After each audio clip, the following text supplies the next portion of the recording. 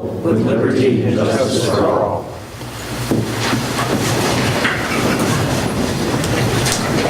No public hearings or presentations. We'll go right to the invitation to speak on the sign-up sheet. Joyce Cooper, Bob Diedrich. We represent the Ticonderoga-Montcalm Street Partnership. And as you know, the Ticonderoga-Montcalm Street Partnership has been in service for 10 or 12 years. And every couple of years, or every year, we try to pick 2 or 3 projects that we think are really going to help, not just downtown, but the entire community as a whole. This, 2 years ago, in fact, one of the things that we wanted to do as a partnership was to put lights on the falls. As many of you remember, Bill Dahlback actually adopted that quite a few years ago, and he actually put lights on the falls. And if you remember, they weren't up for a long period of time because there was some vandalism to the lights, but they were absolutely fantastic. What a positive feature that was for the entire community downtown, and it brought a lot of people down. So we wanted to really kind of make that as an objective of ours. We've been through this process for a year and a half, trying to raise money and come up with professional help to look at the falls and to determine how much lighting we needed, the length of the pole, the whole 9 yards. And a professional from Warren Electric came up, took a look at it, and really kind of came up with a concept that we, as a Ticonderoga-Montcalm Street Board, and Joyce is the chairwoman of the design committee that has been working on this for so long. But we've been working on this, finally got a plan, everything seemed to be in place. We even had, Joyce actually got a hold of the beautification crew and got rid of some of those shrub bushes that are down there along the chute. It's now a perfect view of where the light's going to be. Joyce will tell you a little bit about the pole, but it's a 15-foot bronze pole with an elbow on it, with LED lights. That's all I'm going to tell you. Everything was done. Everything is done. We've got people that are going to work on the pole, put the pole in the ground, all the electrical. We found out that the piece of property we want to put the lighting on is not town of Ticonderoga property. It's actually the Chute Hydro. And I didn't know that because when we put the handicap, the fishing pier, handicap fishing pier in many years ago, I knew that was property. And when John Deming at the time had done that, we surveyed that, and I knew that that was part of our property. So we put the handicap fishing pier back basically where it was. Well, the area we want to put the pole in is about 15 feet west, which is on the Chute Hydro property. So what we're here to do is ask you 2 things. We can't go any farther. And I think it'd be a shame to, I think this is a remarkable project, and I think it's a big plus for the town of Ticonderoga. We're here to ask you for 2 things. One is, Joyce will give you a little more detail on this, but we would like to ask for Matt, you to authorize Matt to contact La Chute Hydro. Joyce has got all the information. La Chute Hydro to ask for an easement, which we've already consulted with them, and they would be glad to do that. But it would take, attorney to an attorney to do that. And Joyce will be talking about that. She's got all the information for that. The second thing is because the pole is on their property, just like anybody else, they want to protect their butt. So we're asking them to be an additional insured on our insurance policy. Just the fact that the pole's there, if my brother goes down there with a bucket truck and he has to change an LED light, they want to be able to be protected from that, so which is only right. It's the right thing to do. Additionally insured on the Main Street Partnership policy or? Town. Town. Okay. Parks. So those are 2 things. So I'm going to turn this over to Joyce. I got the spot that this would be located. That's the handicap fishing pier right now. So it'd be right about there. And we've got one of these. In fact, Joyce has got one for everyone. But that's basically where we're looking at. This one just shows how much property we would really need because there's an electrical box in the ground which must have powered the lights that were there originally. If you walk down, you'll see an electrical box down there. There's a wire going through it, and there's some former floodlights that are on the bank there. So it almost makes me think that must have had permission to put those lights in once before. Matt, the woman's name is in this packet here. I did talk to her on the phone because I didn't understand what she was asking for when I got an email from her. And really, she said they have no problem with the pole. They just want what Bob just addressed. Yeah. She said it's strictly a real estate transaction. And you all just got a packet, and in there, not only is the very poorly drawn map that I did, but it's information on the lights itself. There will be 2 LED lights. The pole will be about 15 feet tall. I'm not sure how much of that is going to be in ground. There's 2 arms. They're called bullhorn or something like that. And the LED lights have been suggested by an electrical contractor who says they will light the falls just fine.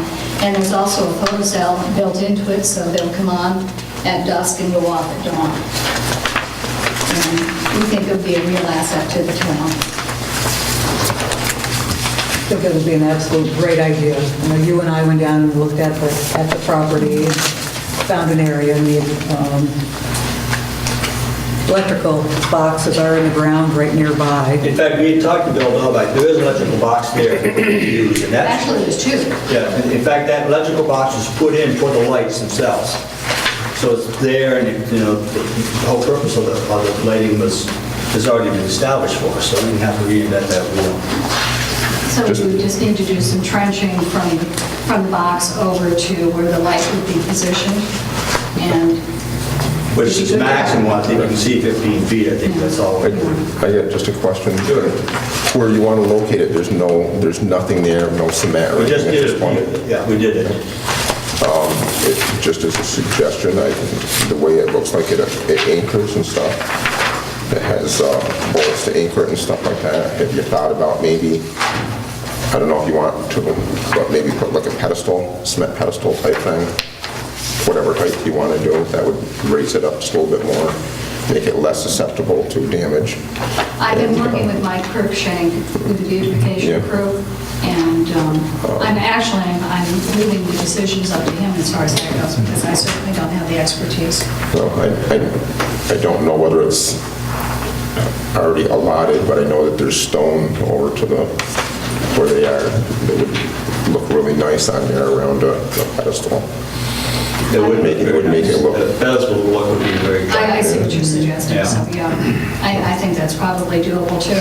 And I do also understand, I see our police chief is here, that it's in clear view of the cameras in the car. So hopefully there would be no vandalism, but with an LED light, there's actually 64 little lights inside. I mean, if you read the information that I gave you, it'd be pretty hard to shoot that out. Joyce, they don't make like a hardened fixture or vandalism proof fixture like that for that application, something that would take them. But we talked about that when the guy came up from Glens Falls. We had an issue with vandalism. So I'm just trusting that what he has suggested is going to do the job. And we're talking about almost 15 feet up In the air, okay, yeah. Yeah, the beauty about this is that, you know, prior, the floodlights are ground level. And the lighting that was on the falls itself was right there where you could get to them, walk over the falls and break them, and that's what happened. It's so easily accessible. This is a little more difficult. I see. Good. They have to take some pretty good sized rocks. Yeah. You know, Yeah. And hopefully we can catch one or two.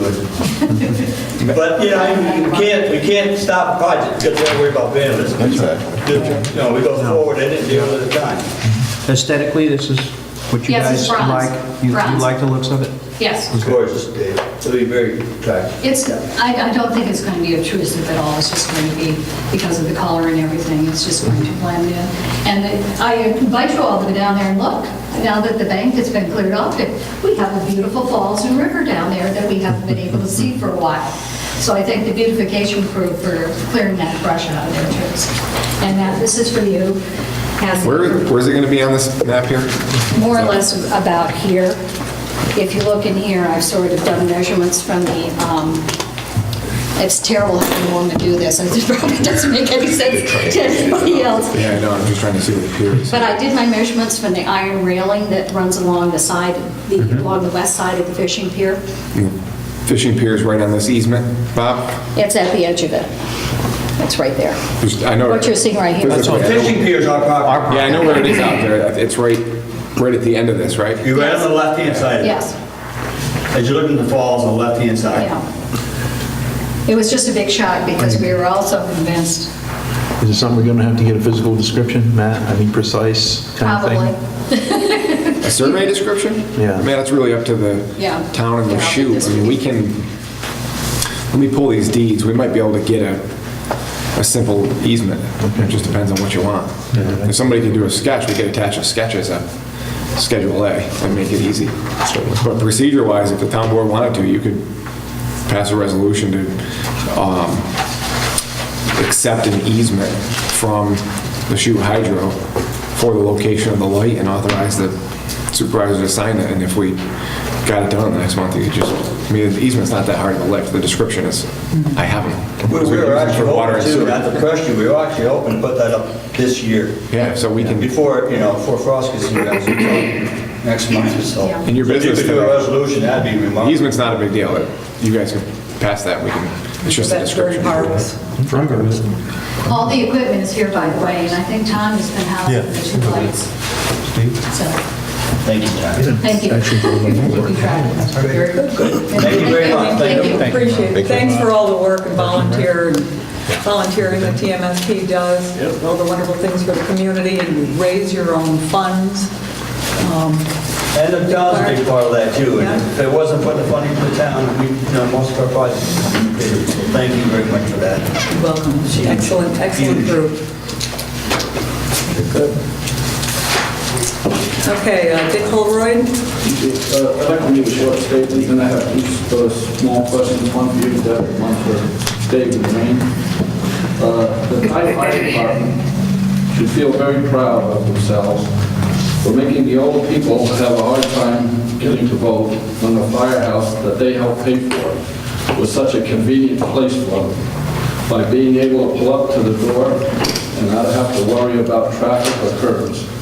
I guess the cost of the cleaning lady that they complained that they needed to get was getting to be too much. Speaking of voting at the school, there was the people screaming for police protection for the children. But on voting day, every pervert, bully, and bad person, along with all the good people, was allowed to get into the school without going through a metal detector. Because when I voted, I did not see one policeman on duty there. Deb, my question to you is, how much money, if any, is being put aside for future police retirement funding? Retirement is taken out of the employee's paycheck and sent into the state. That's not something that the town itself has a reserve for or needs to. Okay, but we The have town does, we have to match that, though, don't we? I mean, what's being taken out is part of their salary for them, It's 25% payroll. or does the town have to match that at retirement time? yeah. Most of the police officers are non-contributory to the retirement, so they don't contribute anything. Some of the newer officers contribute 3%, and the town pays their share while they're working. Okay. So they don't really pay anything then? Then it's going to be the taxpayers that's going to be paying their retirement when they retire? Is what- Most of the officers do not contribute. Right, okay. So that means that at retirement time, we have 7 police officers. We'll have 7 police officers on retirement, which taxpayers will be paying for, and then we'll have 7 more to replace them. That will be paying their salaries of also. That's a state retirement fund, Richard. Pardon? That's a state retirement fund, Oh, right? the town of Ticonderoga does not pay a penny towards... We pay into it once they retire. No, I say the taxpayers of Ticonderoga don't No. pay anything. Oh, yeah, okay. We do. I see what you're saying. Okay. Dave and Dwayne, this is to you because you guys are still on the board. And I'd like an answer from each of you if you don't mind. Do you think that there would be any drop-off in efficiency of police protection if we had 7 state police troopers protecting the town of Ticonderoga instead of 7 local police officers. In your own opinion, do you think there'll be a drop-off in efficiency? But the way you're wording the question, 7 state police as opposed to 7 local officers, I don't think there'd be a drop-off in efficiency, no, if that were to occur, but That's right. if that's the question, that's the answer. question. Okay, 7 for 7. yes. I would agree with that. I would agree, yeah, they're just as capable in terms of what they can do, Of course, what I'm told. I mean, Remember what the state police do, they also travel a lot of the roads in New York, okay, so they wouldn't be here in this town as Yes, much. but if they were based in this town, their main obligation would be to protect the town. As you probably would figure that. They'd have to protect the town. That's their first obligation, if they're in this town with the barracks. And that's their obligation.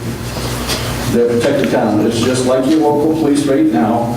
They protect the town, but if Putnam needs them, they go to Putnam. Crown Point needs them, they go to Crown Point.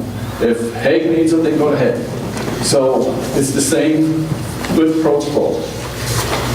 Well, their area of operation is going to be larger than the Thai police do right now, correct? That's correct, but you also have the Screw Lake Barracks, which takes care of the Northway.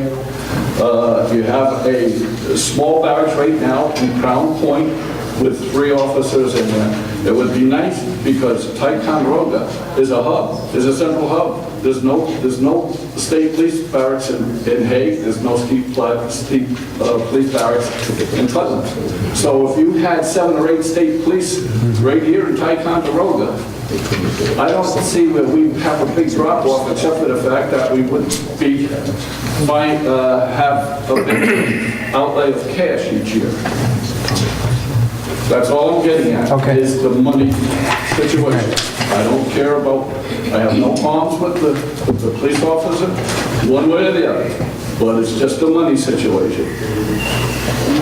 When we have possibly the opportunity, and they are graduating troopers, as you know, they are graduating troopers, so I think we should give them an opportunity to have a home in Ticonderoga.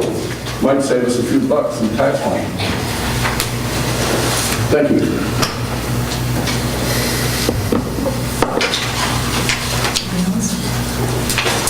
Bill, Cornell? Yeah, I've got a few things, comments I wanted to make about tonight's agenda. I'm disappointed to see a resolution to close on the Sawyer property listed as one of the actions to be taken tonight. There are several reasons that I feel this way.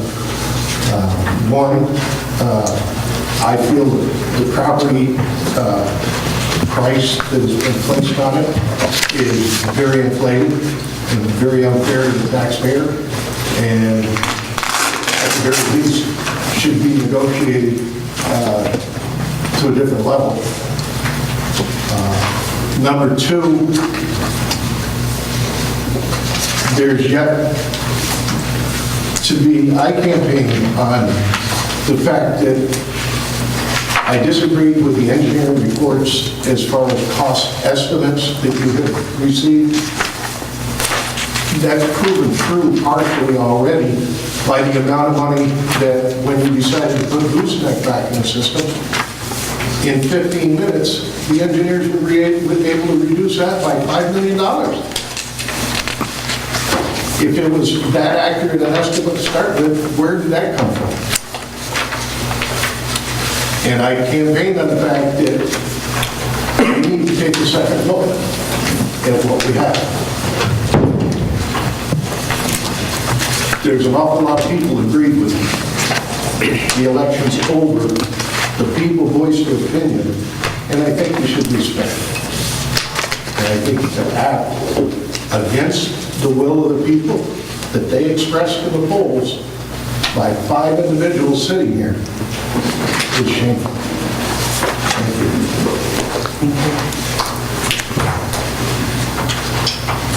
you. Move on to our motion to accept or correct minutes. You have your regular town board meeting from last month. You had a budget meeting on the 11th. You had a special meeting with the budget also on the 18th, and you had a public hearing on November 6th for the preliminary budget, the Chilton Fire Department contract and water and sewer rate increases. Okay, Tanya, was one of them, was I absent in one of those? Was I at one of those budget meetings? I don't know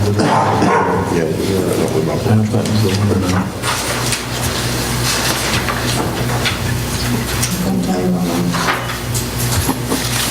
So do you want to move that?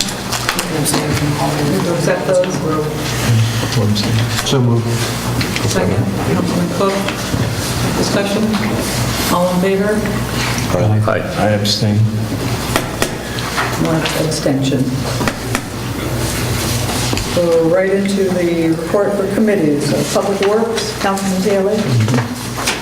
We have a meeting on October 29th at 8:30 a.m. with myself, Jeff Cook, Tracy Smith, Derek Fleury, Todd Hodgson, Sue Eustis in attendance. Also attending was Jody Alcott, Kevin Sauer, Department of Health, Dave Uliano, Dick Holroyd, Chatty Van Wert, Steve Whitford, Bill Grinnell, and Deb Mulaney. The minutes of the September water sewer meeting were accepted with all in favor. We're going to jump down to the engineering reports on page 2. Summary points of Sawyer property, AES Northeast and HydroSource Associates, production well, yield, and sustainability. The first well tested on the Sawyer property intersected roughly 20 feet of clay. The cap is sufficiently thick and appears to be laterally extensive, hence it should provide a very effective barrier to local infiltration of potential contaminants such as the underlying aquifer should be well protected. From 125 to 192 feet in depth, a coarse, well-sorted, and highly permeable water-bearing gravel was encountered. Beneath this is a gray, sandy, glacial till. This was confirmed from 192 to 195 feet, the final drilled depth. A 100-slot well screen was installed within the gravel interval from 175 to 185 feet in depth, and the well was developed for several hours. The pumping test continued for 8 hours. The static water level in the well prior to the start of the test was 60.7 feet below the top of the well casing. After pumping at 100 gallons per minute for 10 minutes, the water level declined to 61.1 feet, a total decline of 0.4 feet, and remained unchanged for the last 7+ hours of pumping.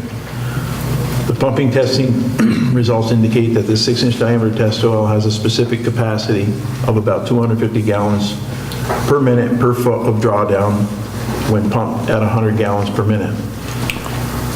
2 3,000 gallon per minute wells were recently developed in Saranac Lake, and 2 2,000 gallon per minute wells we developed in Malone showed lower specific capacities.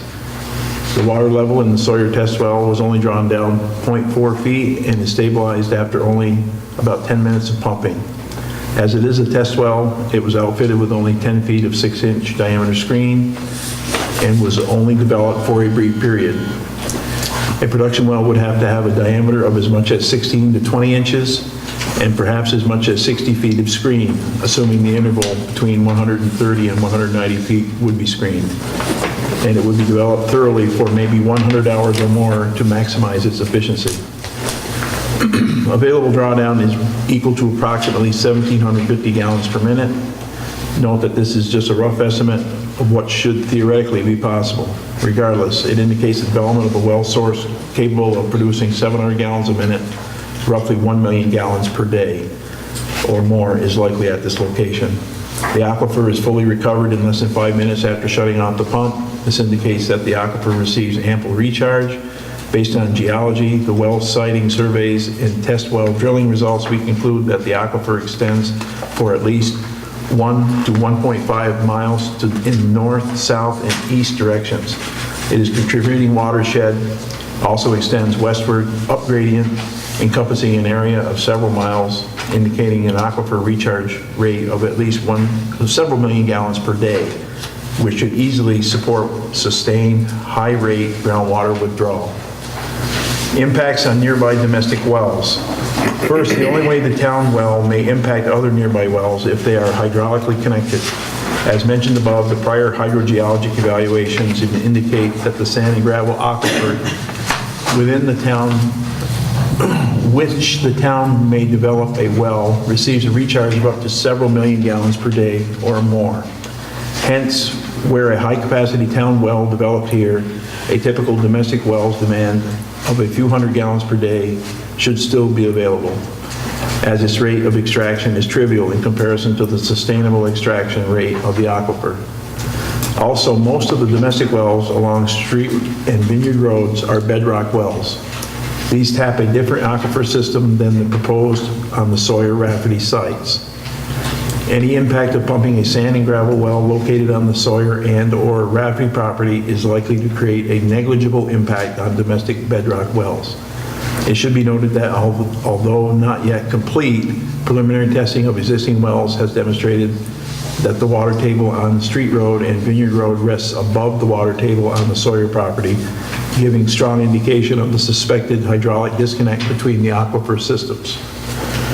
No, in addition, that according to state regulations, were the town to develop a source of groundwater near other private wells, the town would be required to evaluate the potential impacts of pumping a proposed municipal well on those nearby private wells, such as private wells would be monitored during a preceding background period and then throughout a sustained pumping test of the proposed municipal well to document the degree of impact. If pumping of the municipal well shows adverse effects on a private well, so that impacts are negligible, providing an alternate water source to the private well owner, reduce the proposed extraction rate of the municipal well to lessen the impact, etc. Under water quality, as shown in the report, the concentrations of all of the parameters tested are shown to be well below the US EPA and the New York State Department of Health maximum contaminant levels. Of particular note is the more common dissolved constituents such as arsenic, iron, manganese, etc. are all very low and below detection limits. In comparison to other surface and groundwater sources in the region, the water produced is of excellent overall quality for drinking water purposes. Jumping over to page 6, Kevin Sauer, the Department of Health. Kevin spoke on the water quality of the test well and said these are great wells in that the water is relatively iron and magnesia free. We did adjourn to executive session at 8:57, and I moved and Jeff Cook seconded or Tracy Smith seconded to go into executive session to talk to the town attorney over the telephone. Those who were in attendance, except members of the Water Sewer Committee, were asked to step out. At 9:14 a.m., the executive session was adjourned and the public readmitted to the committee meeting. Under Water Sewer Committee recommends that the town board exercise the option to purchase the Sawyer property. And that's where stop there. Okay. And then they also recommended that the Water Sewer Committee go out to bid on the test wells. Kevin Sauer, Department of Health, under discussion. There are two types of water sources, groundwater and surface water. The maximum treatment for surface water is filtration, disinfection. The Lake George water source is filtered. The Gooseneck Pond system was issued approximately 20 years ago in filtration avoidance. In order for this water to be unfiltered, it has to meet more stringent water quality standards, tested more rigorously, and continuously monitored and chlorinated. Both Gooseneck Pond and the Lake George water systems currently meet today's standards. The current issue with these systems is the enforcement action taken by the Department of Health and has to do with new regulations that require treatment to be more rigorous. Under the three outstanding issues, on the Chilson Reservoir, federal regulations required treatment or modification to cover the reservoir by April 1st, 2009. The town is currently over 4 years of being non-compliant. Based on the condition of the Chilson Reservoir, it will have to be replaced as it would not be cost-effective to repair it and meet federal requirements. Under the Lake George filter plant, in the early 1990s, the town was not filtering the water from Lake George. Lake George is not protected as gooseneck, and it was deemed that it needed to be filtered. The filtration plant came online in 2000. The Lake George system has a diatomaceous earth filter plant. It's very old technology and doesn't treat for many water quality parameters. The plant itself is very labor intensive. There is dust, DE dust all over the plant, and the water is rotting out the iron components in the plant, inside of filters, pipes, and joints. Further discussion on the septums and their role as support for filtration that led to further violations of the surface water treatment rule. The Lake George filter plant needs to be replaced or upgraded. The best solution for this issue would be wells, as they are much easier, longer lasting, and a safer technology than the diatomaceous earth. Gooseneck Pond. Gooseneck Pond is unfiltered. In the early 2000s, the federal government, EPA, implemented new regulations that will require additional treatment of this unfiltered water source for disinfection. Several types of disinfection were reviewed, and UV is the most viable.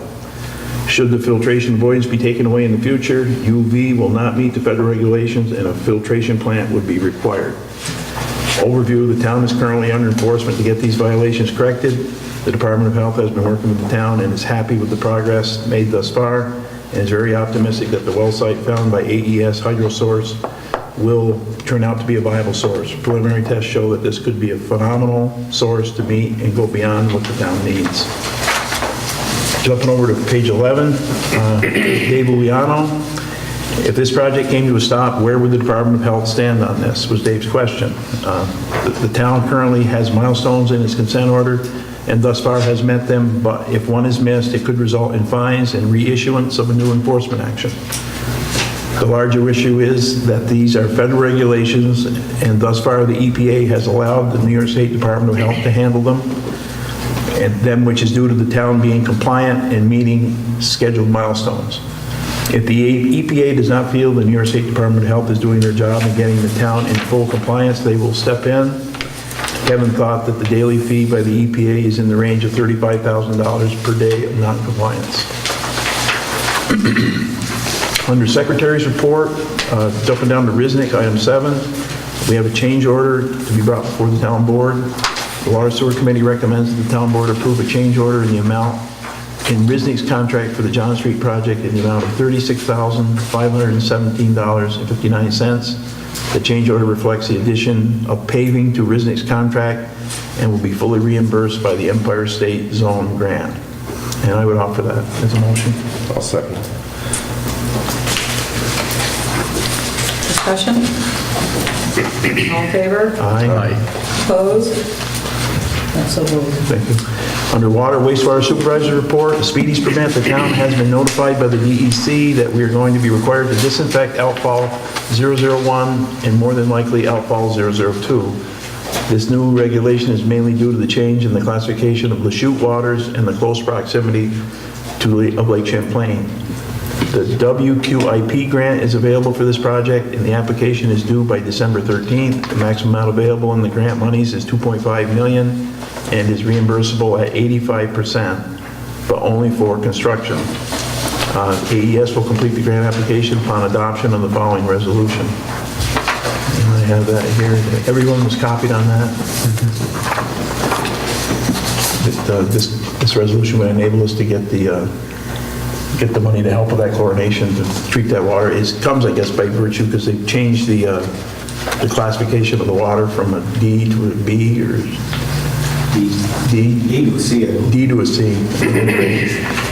So I would move that we pass this resolution, which authorizes them to go ahead with the grant application. I'll second. Discussion? Yep, 85% of it's paid. 85% of what? What's the total capital cost of the project? You don't know that yet, but the grant is up $2.5 million. So we have to pick up 15% of 2.5 million? No, that's the maximum that the grant will give any town. We don't know what the exact capital. That'd be what, 375,000? Improve the project is going to cost yet. We don't know for sure. It's kind of chicken and egg thing, huh? We're The state is kind of saying, the state isn't kind of, they are saying we have to disinfect alcohol 1 and alcohol 2. However, we're going to allow you this money through the WQIP. The state has put, I believe it's $12 million that's spread out throughout the state, and the maximum amount that can be granted to a municipality is $2.5 million. So And they called the town and said, there'll be WQIP money that will be available, number one. And number two, we're going to now tell you we want you to chlorinate the water. The local match date would be because this is for construction only, the engineering cost would be part of the local match, and any in-kind would be part of the local match. There will be a 15% local match. So if this thing's $1 million, let's just make it easy, where will that 15% come from? Will that come out of sewer rates? Is that how that works? Come out of the budget somehow, yeah. But he I said, believe, I mean, unless we can find more grants to do the engineering, which we're looking for every day. you don't have any idea how much you're gonna get. So you, Yes. Coming out of the sewer rates, because it can't come out of the general. No, it hasn't come out of general, no. Come out of- I don't own a sewer plant, or I just put my own in, actually. That's what I'm curious about. So is this what you normally, I'm just a little nervous that we don't have any numbers, and I guess that's what you To have. apply for the grant, they'll have numbers. So we're just applying for it, we're not accepting it. You'll get it. And then we figure it out. Yeah, they'll have some rough numbers when you apply for the grant, you have to. the thing of it is though, they're gonna pay for 85% of the upgrade to deal with the change in regulation. I mean, Was that the new permit, or that just? They're going to mandate us to do this, and they're going to give us 85% of it. I understand. I know this. Without that, Both one and two are gonna have to be one. It's just, Or disinfectant. it's just never ending, getting shoved in another, where's the money coming from, from the people? I know, it's just, it's very Eventually, the frustrating. MS4S program is coming. Yeah. Yeah, You'll get designated to that, and then eventually, they're gonna start monitoring those outfalls. So this isn't a 2-year issue, it's a 20-year issue. It's already started downstate, that's what's coming. Even down the lake, it's not just downstate. so what are we approving? Just to look at this project Apply and for the get a grant. cost Apply for the grant, right. We're approving. I haven't seen the resolution, Apply but for that's the what it should grant, be. to apply for the grant? Which we are definitely and absolutely going to have to disinfect. Okay. All one, all two, so. You're gonna have to let me whine a little bit, because this stuff really upsets No, me. It really does. Okay. Thank you.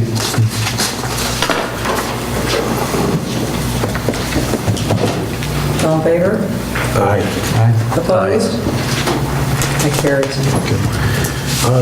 Over on page 16, the new vac truck. The new vac truck has been delivered and everyone is pleased with its performance. The Village of Lake George has approved purchasing the old vac truck for $100,000. Under septage rates, the following, the Water Sewer Committee recommends that the town board approve the following septage receiving rates effective January 1, 2014. That should be. 1,000 gallons will be the maximum charge for all septage received. Minimum, I'm sorry. The grease trap rate will be $150 per 1,000 gallons. Contaminated water rate will be $100 per 1,000 gallons. Can I have it off for that? Second by Councilman Cook, more discussion? Grease traps, huh? All in favor? Aye. Anybody opposed? So moved. The next Water Sewer Committee meeting, November 26th at 8:30 a.m. And anybody wants to see these minutes in their entirety, they're on the town website, typically, right? Tom? They're in this station. Yeah, but there's a lot of technical stuff that we jump over that bores people. You moving the resolution for the exercising the option on the Sawyer property? No. You want someone else to move it? And second for discussion?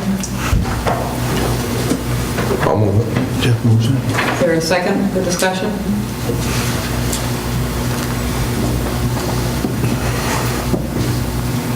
Yeah, I'll second it. Okay, let's discuss it.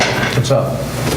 I have been approached by the supervisor-elect to ask the town board that we consider tabling doing this until after the first of the year.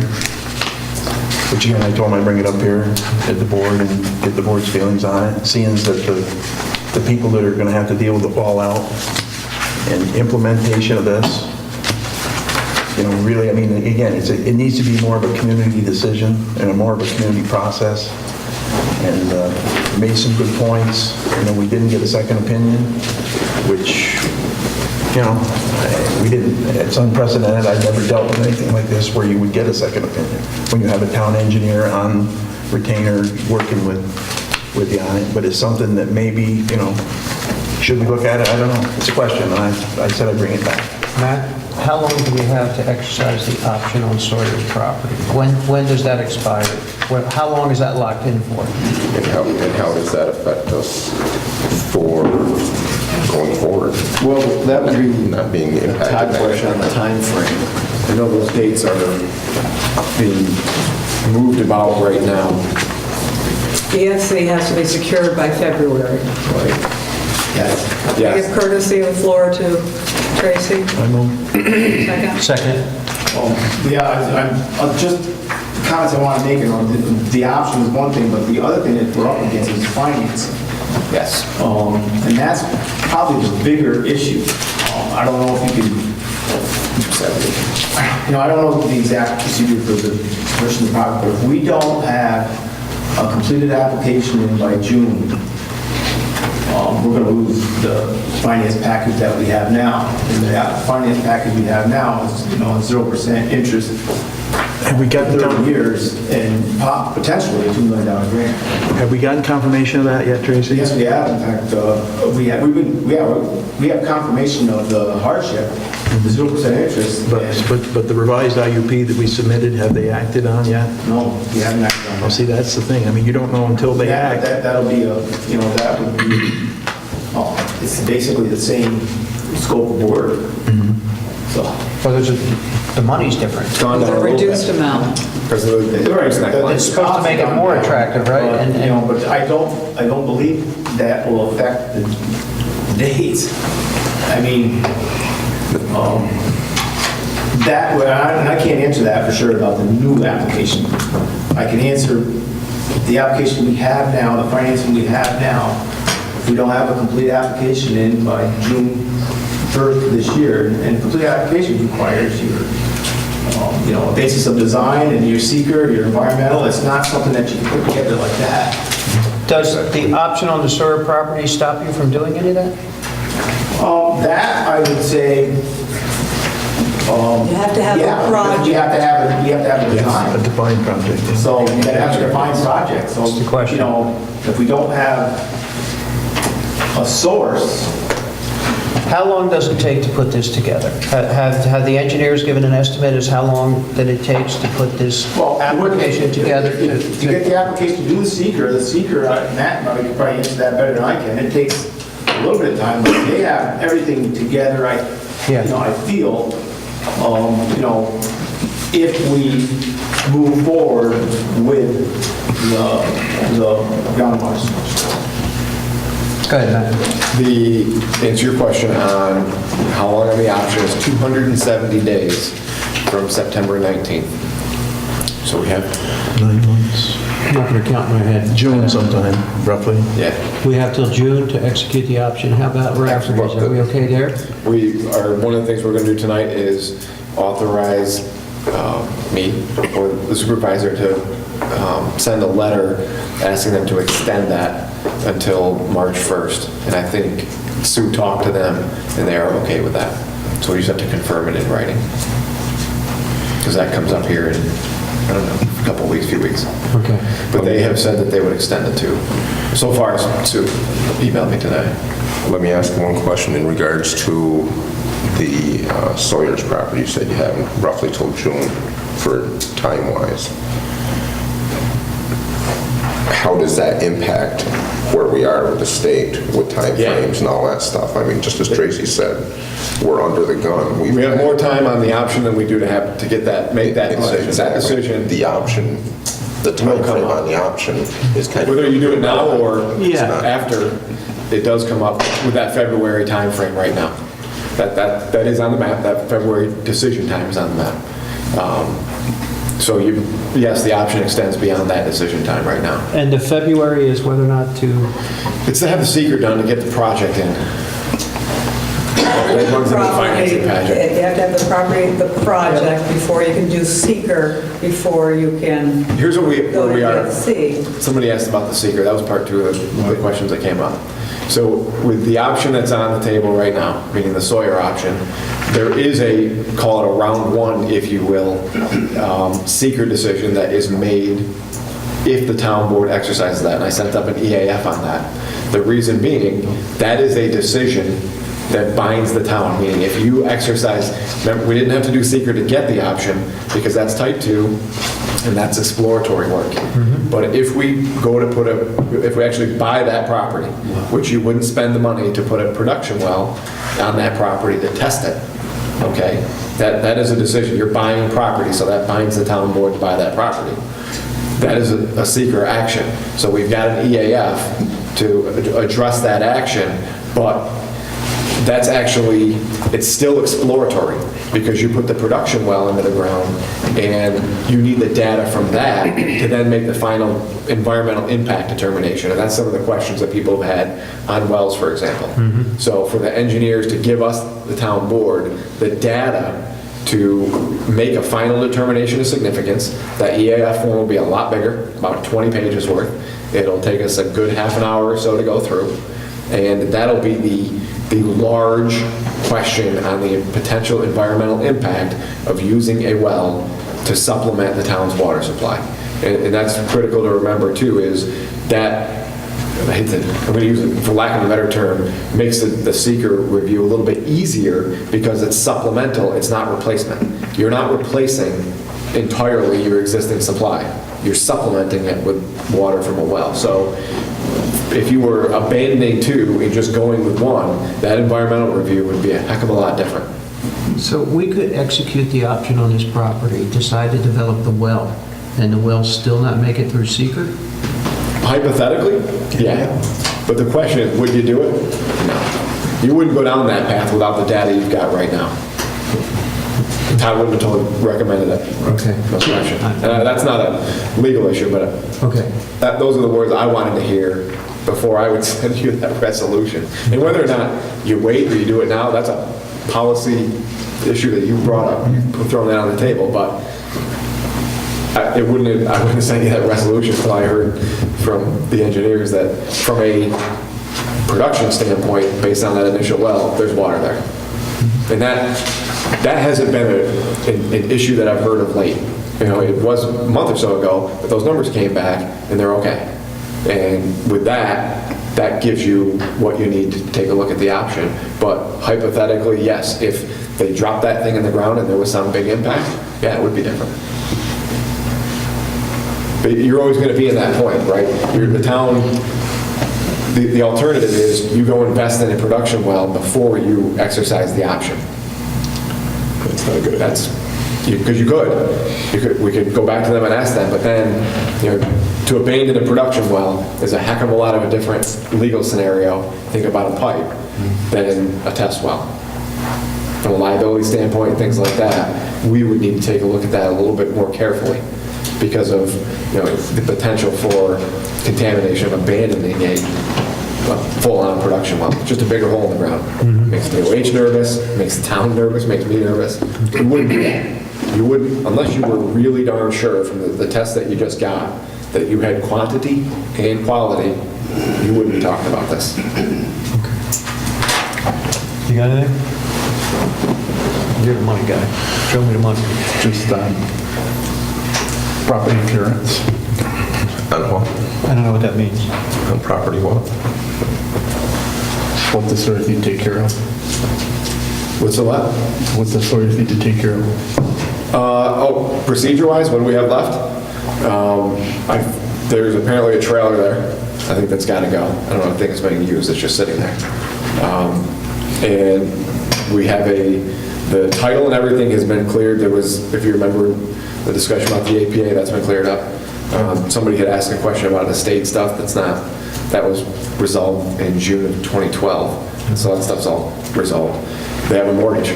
So no different than buying it. If you bought somebody's house, you got to pay off the mortgage to close. So we'll have a payoff letter with a release for that property to get that free and clear. And there was a question about a water right in an old piece of this property, because obviously all land was part of bigger land way back in the day. When, on the seventh day he rested and we had land, if you believe in that. But a piece of the large lot out there was carved off back 50, 60 years ago, and I had gone back and searched it further and found, because I want to know water rights. That's when I look at title, I want to see if there's any water rights.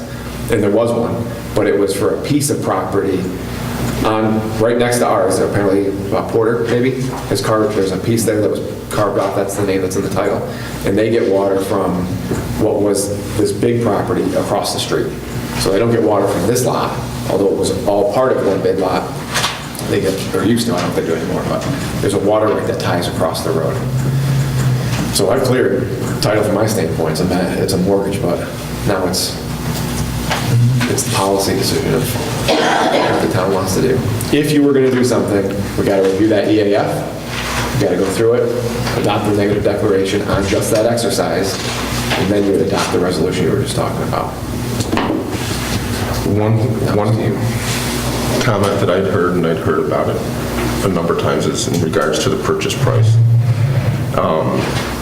My thought, when I first heard the purchase price, I thought it was exorbitant.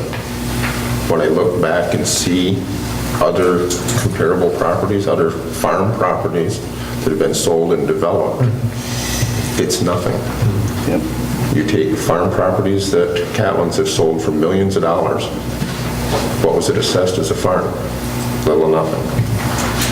So, if it's to benefit the community, if it can be legitimized, then that's what legitimizes it for me.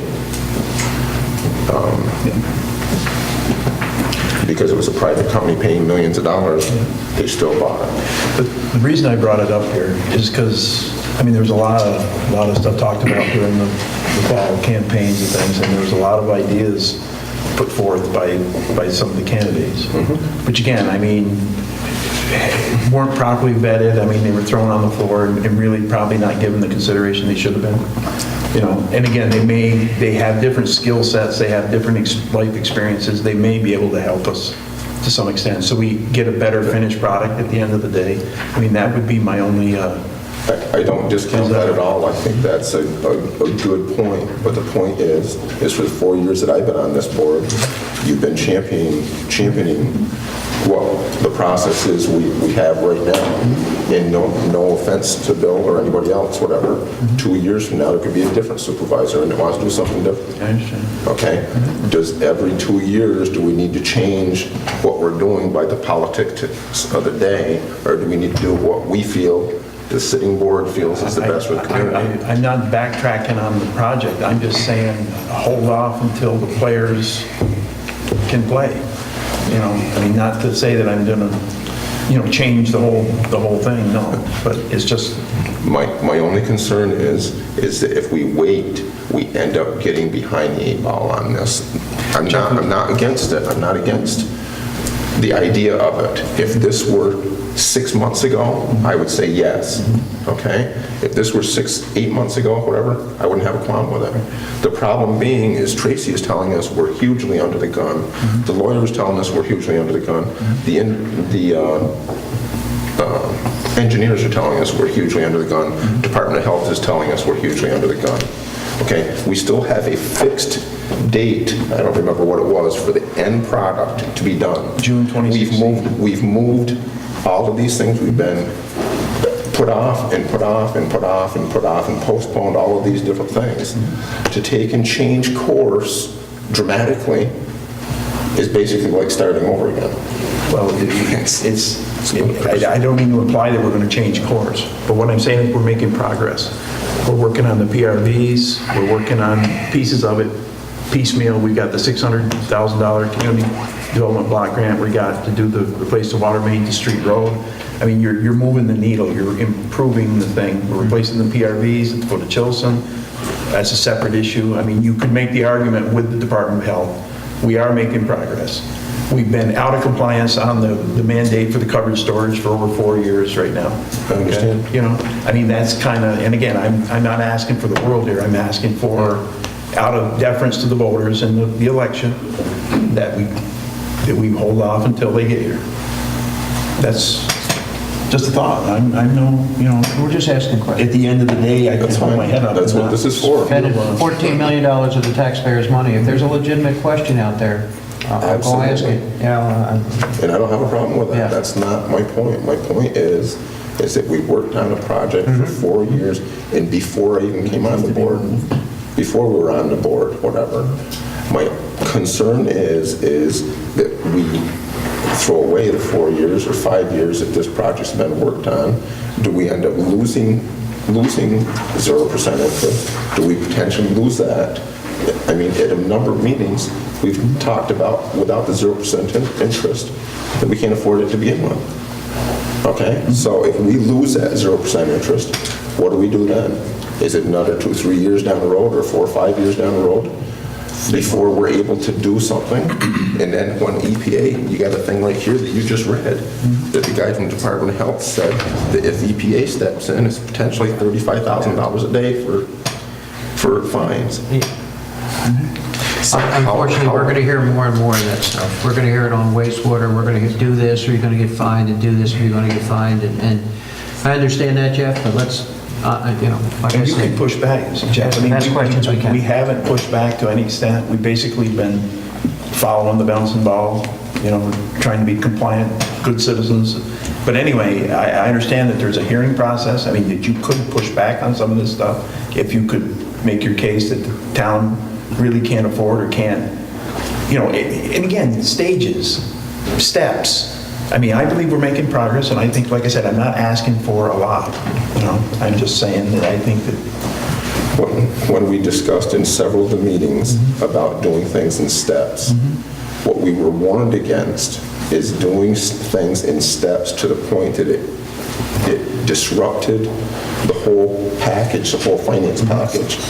Doing things in steps, the unfortunate thing that we've discussed over and over again, is doing things in steps takes certain amounts out, where you may not have the points that we were awarded, you may not have all of these other issues that get us that 0% interest, that also have the doing it in steps.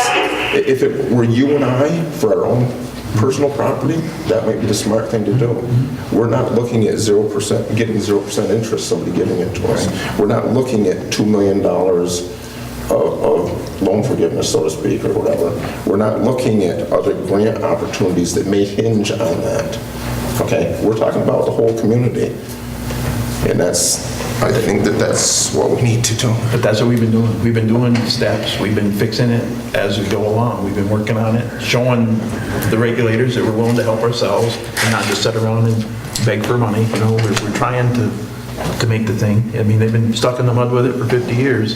But like I said, I think if there's other ideas, other ways to maybe correct the thing, then we need to listen to them.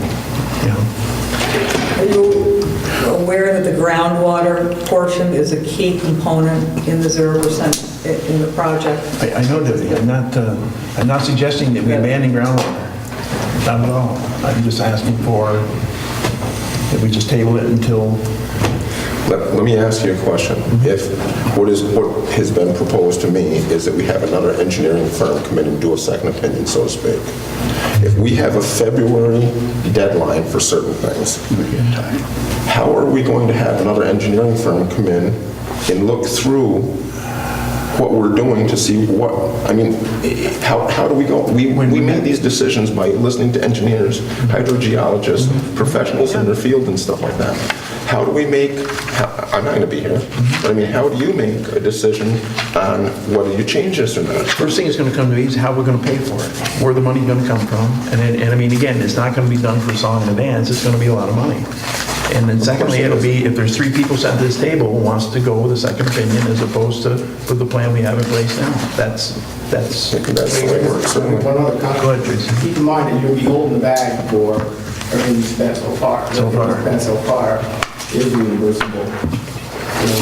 Holding the bag in what For sense? any engineering that has been done so far, spent sizable amount of money. All the work. And anything you do with if you do bring in another engineer with a second opinion, that'll be all coming out of the general fund also. Yep. So, I mean, that's just something to think I know, about. but it's going to come down to the 3 people voting to do it. I mean, that's the thing. I'm just bringing that up. I don't disagree. I'm just bringing, Okay, I understand. those are points that have been brought up in our meeting. There's been an awful lot of this stuff has been taken on its face as gospel, okay? And not necessarily, I mean, again, and I'm speaking for myself, that there's questions that probably should have been asked that weren't asked. And I don't know. I'm comfortable that we've asked all the questions in the last 4 years and 5 years, and I know that right now the Department of Health is helping us get through this, keeping the EPA away from us, protecting us, so to speak. We're running out of time. We are talking about potentially losing the funding, losing all the additional grant opportunities that have brought this from a 14 million project down to an 11 million, with an additional 2 million in hardship coming, and additional grants from the other But like agencies. the pipe on Yeah. relocating the water main on the Chilson Brook, I mean, that already been approved by FEMA. We aren't going to forego that. That wouldn't be in jeopardy. That's in addition, that's what brought this That's what 14 million down to. But there's work that can be done in the interim, is what I'm saying. We can continue to work on it and not throw in the towel, so to speak. Well, you were very confident up until tonight that this was the direction to go, as were the rest of it. And I understand and respect where you're at now, with considering the future regime, but we also have a community with this board right now has the responsibility to make sure this community has safe drinking water in certain guidelines. That's fair. Certain times, and this is the best, Ty is positioned the best it's been right now for grants, for funding, for additional money. That's jeopardizing that, and it could very well go away. Just like the water meter money did. We had $1 million, or counted $1 million in their hands for water meters, and it was taken away. Given away. Now, People- everything we've heard from the Department of Health is we should add water meters. And we're going And it would have been even better for us for grants. We've discussed that for the last year and a half, where we threw the money away.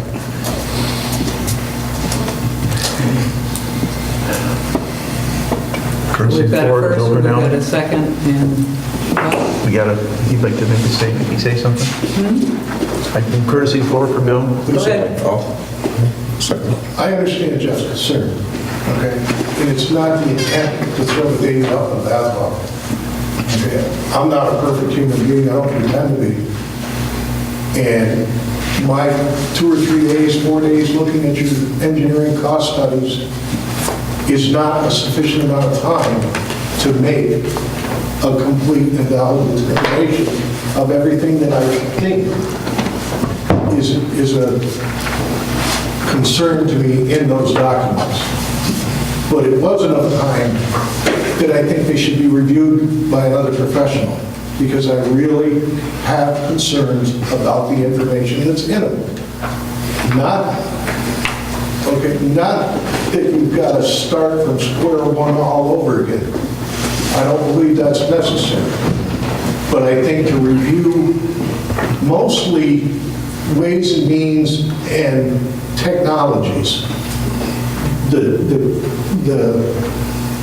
water calculations, the flows and all of that stuff, I believe they're accurate, okay? What I disagree with are the areas of infrastructure that are addressed in one proposal and not in another. There's redundancies in how much infrastructure is addressed in one and not in the other. There are technologies that are described as part of the ways and means of the construction that I really feel could be improved on, would save a lot of money, would change the balance from one system to another possibly. And for 2 or 3 months, difference in time, you've got work that can go forward.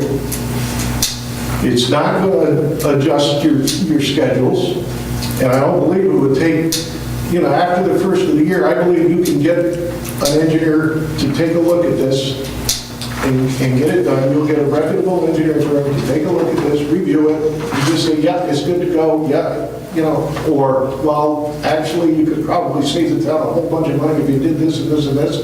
But I'm not saying you're never going to want a well. I'm not saying that you want to throw away Lake George, I'm not saying that you want to throw away Gooseneck. I'm saying that there's areas in those studies that really need to be looked at.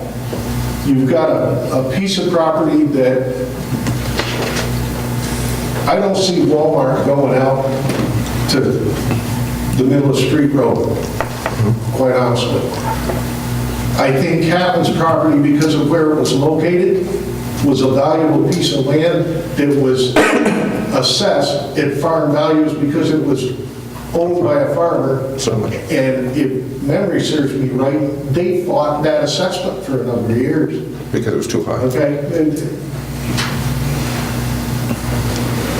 But to take the Sawyer property, because it has water, and say it's worth $220,000, how many other property owners are right here that you could tap into that exact same reservoir that would be willing to sell it to you for a whole lot less?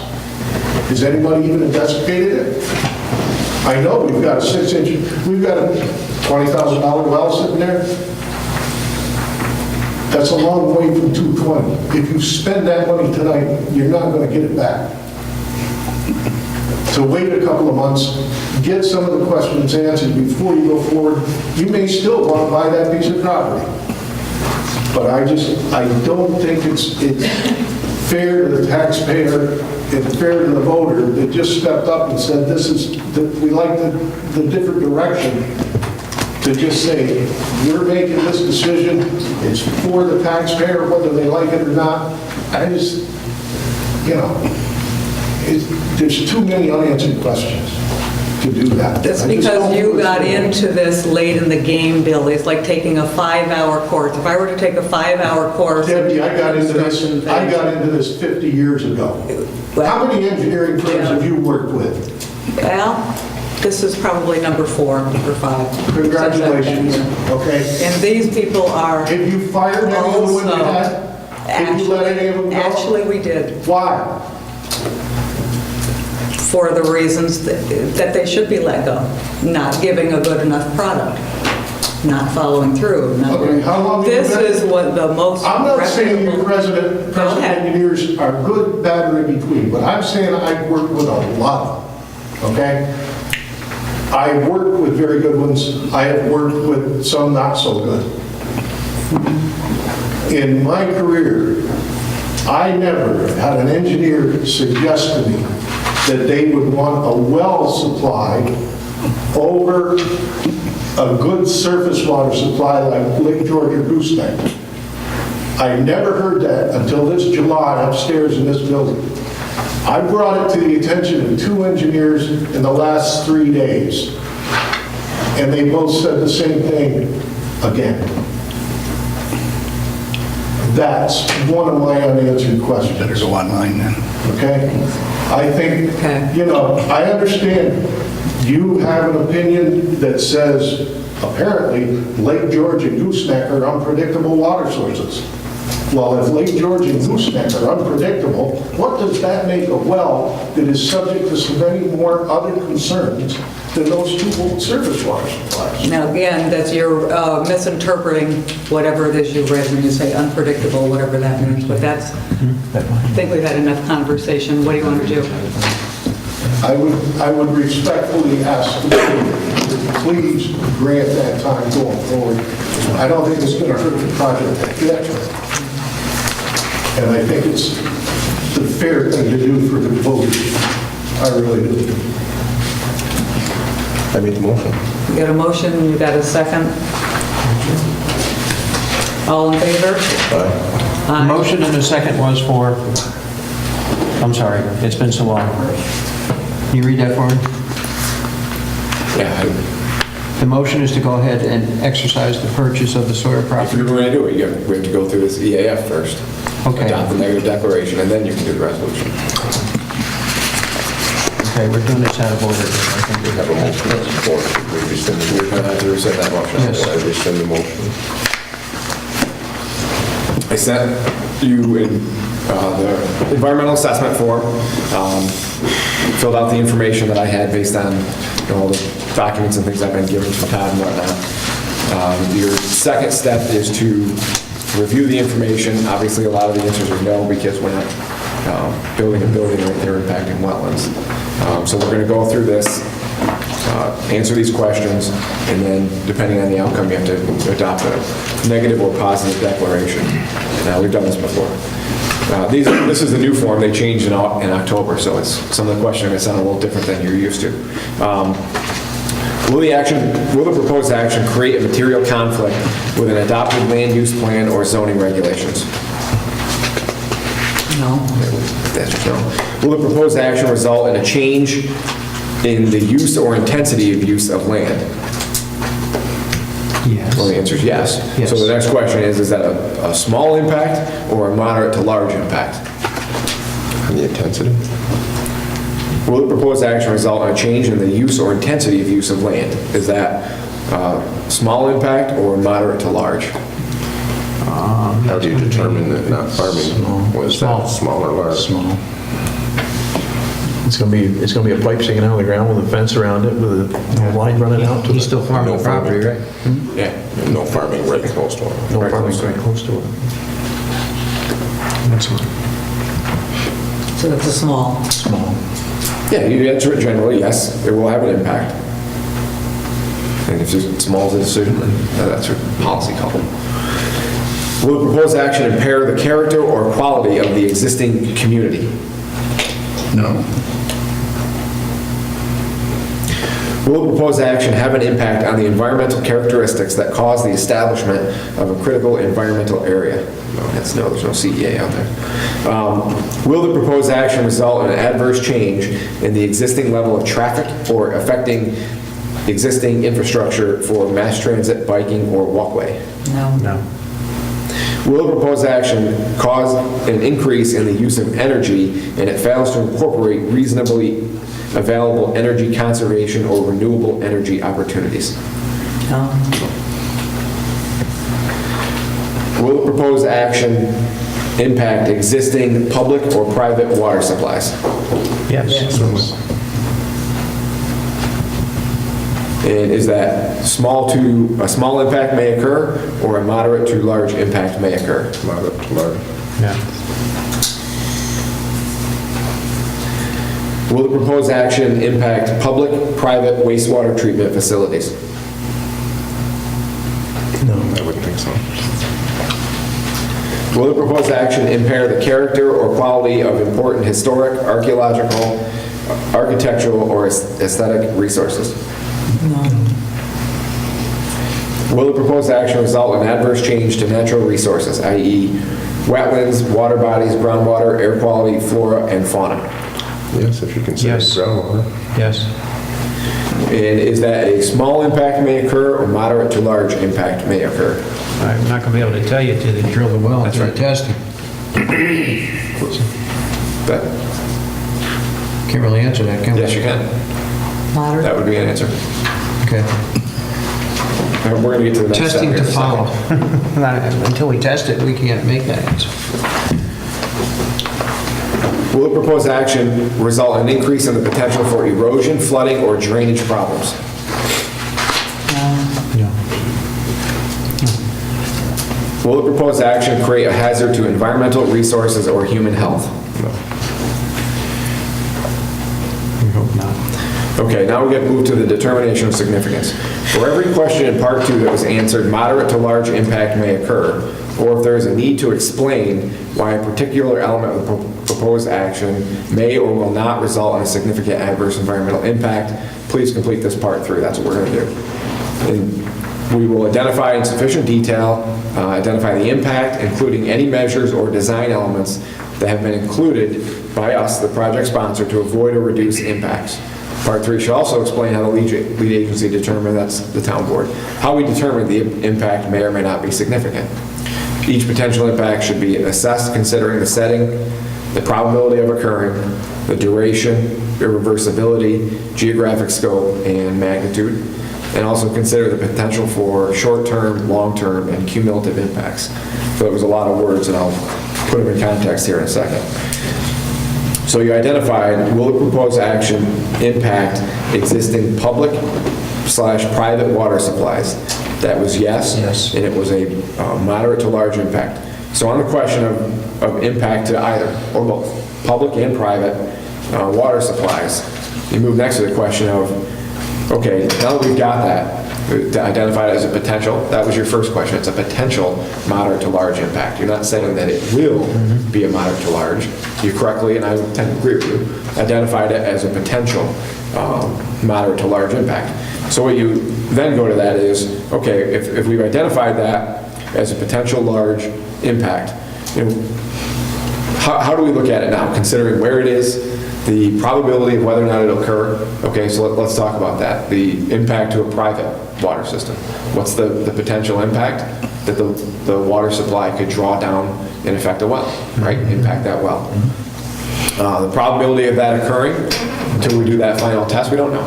So that is, when I talked about the first step here, the next seeker step would be then to make that determination. So really, one of the things that you're dealing with here is also to set the tone for a future determination, which is, we've identified this issue now, we need more data. That'll be part of this next review. The only way to get that data is to evaluate it by pumping from the ground. The probability of occurring will be identified once we know those numbers. The duration and irreversibility, geographic scope and magnitude.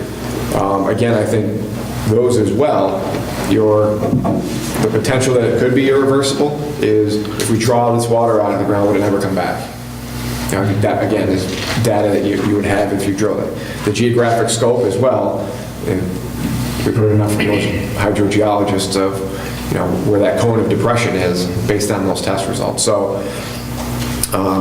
whether it would be short-term, long-term, or cumulative, again, that's I think a question that comes up when that well gets put into the ground and when you get that data back.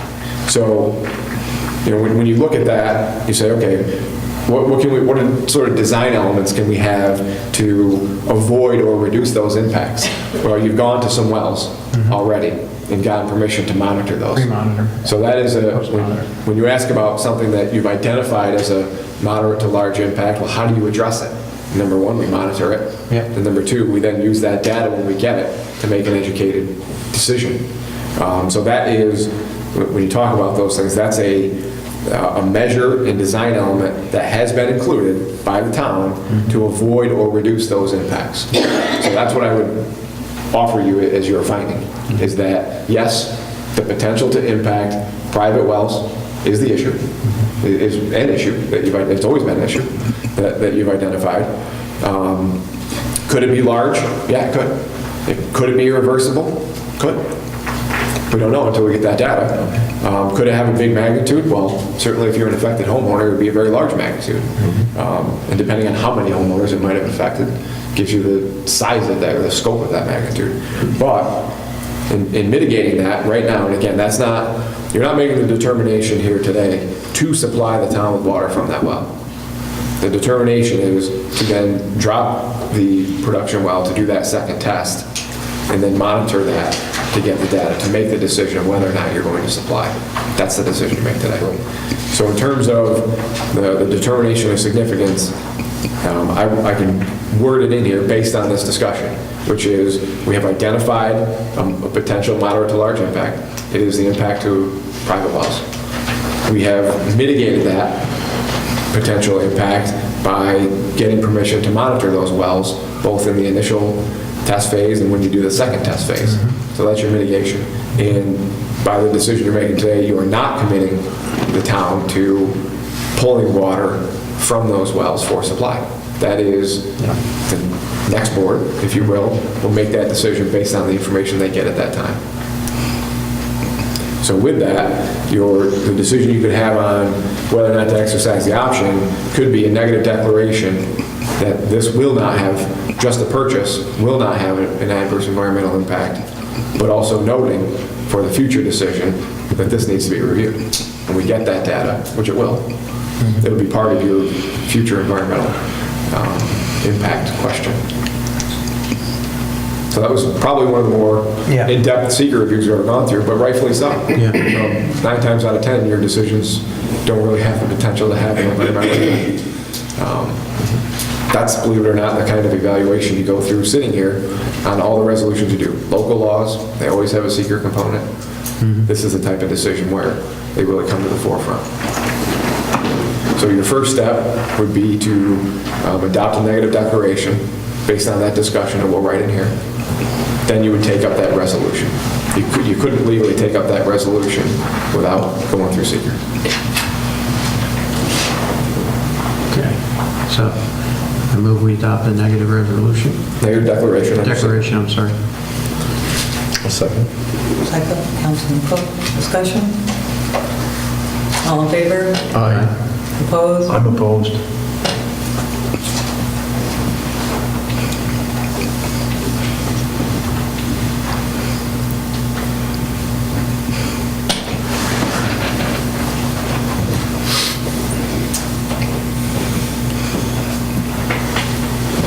Look at me, sorry. Now you can take up the resolution. I'll move the same resolution. Councilman Cook moves exercising the option resolutions, or second? I'll second. Discussion? All in favor? Aye. Aye. Aye. Opposed? I'm opposed. Roll call that. Deb Mulaney, Yes. Steve Whitford, Yes. Dave Juliano, Yes. Wayne Taylor, No. Jeff Cook. Yes.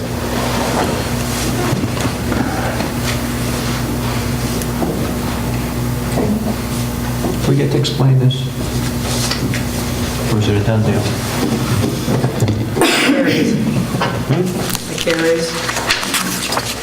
We can discuss it. It's up to the board. No, I just, I move courtesy of the floor, Fred Johnston. Thank you, Wayne. I'd like to ask the lawyer one question. Now, you said that somebody has water rights that's close to this well that you drilled. It's a neighboring property.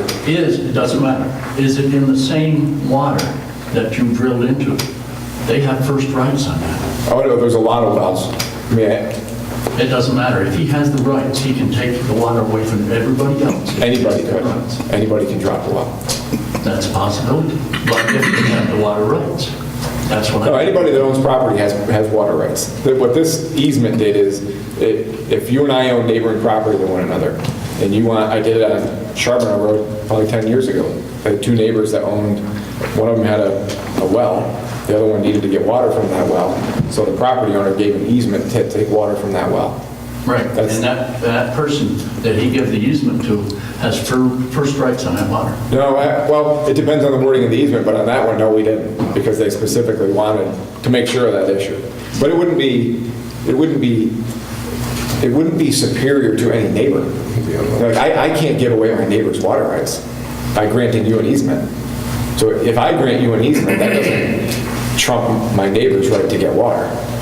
That just allows you to come to my property to get water. Exactly. Yeah. But that's what I'm saying on this. If it's in the same water that you drilled into, then he has first rights. We do not have, the town board or the town of Ticonderoga does not have rights to take the water away from him. Well, no, what I'm trying to explain to you is if I have a well and I give you an easement to get water from my well, that doesn't take away the neighbor's right to have that's all in the same aquifer. That doesn't take away the neighbor's right to have a well. Like, I can't give away my neighbor's right to get water. So in this instance, that property owner couldn't give away the neighboring piece of property's right to take water. That's the difference. Well, that's more or less what I'm saying. In other words, we drilled into it.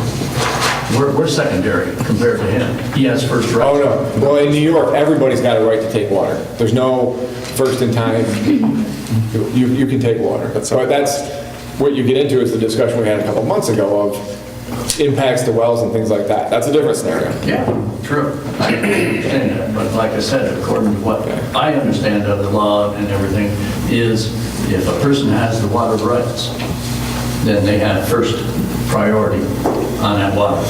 And anybody else, I don't care if you drill into it or whatever, if he gets low on it, he can shut you off.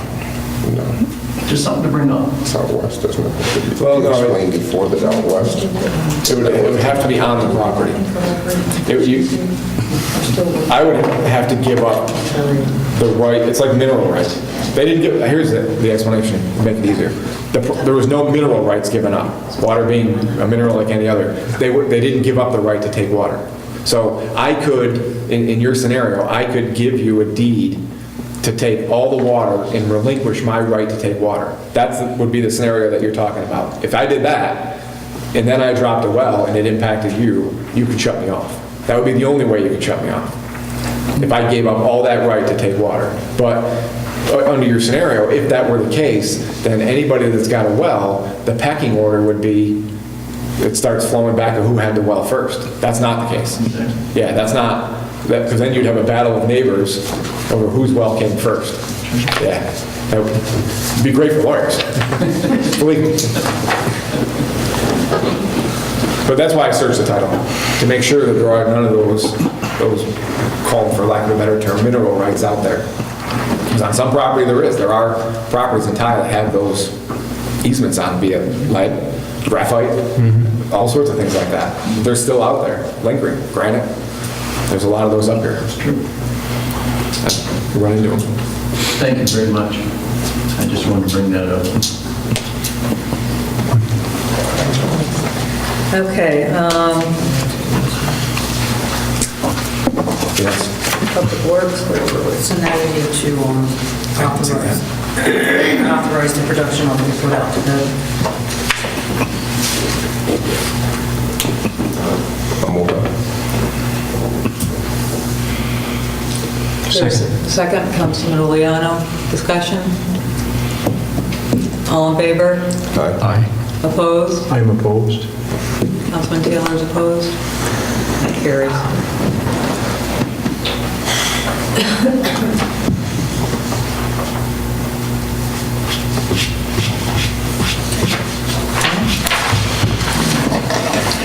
Operation efficiency, has been and is still being used for drafting the employee handbook. That should be done by the end of the year. We presented to the board. Move on to buildings and ground, Councilman Oleano. Okay, we met October 15th. Myself, Sharon Reynolds, Steve Whitford, Bill Dolbeck was there. We looked at goals and objectives next year for Alfondre Architects, and it started with the community building, looking at these, Porco, relocate the wall that keeps getting damaged and we can't plow for drainage, parking lot there.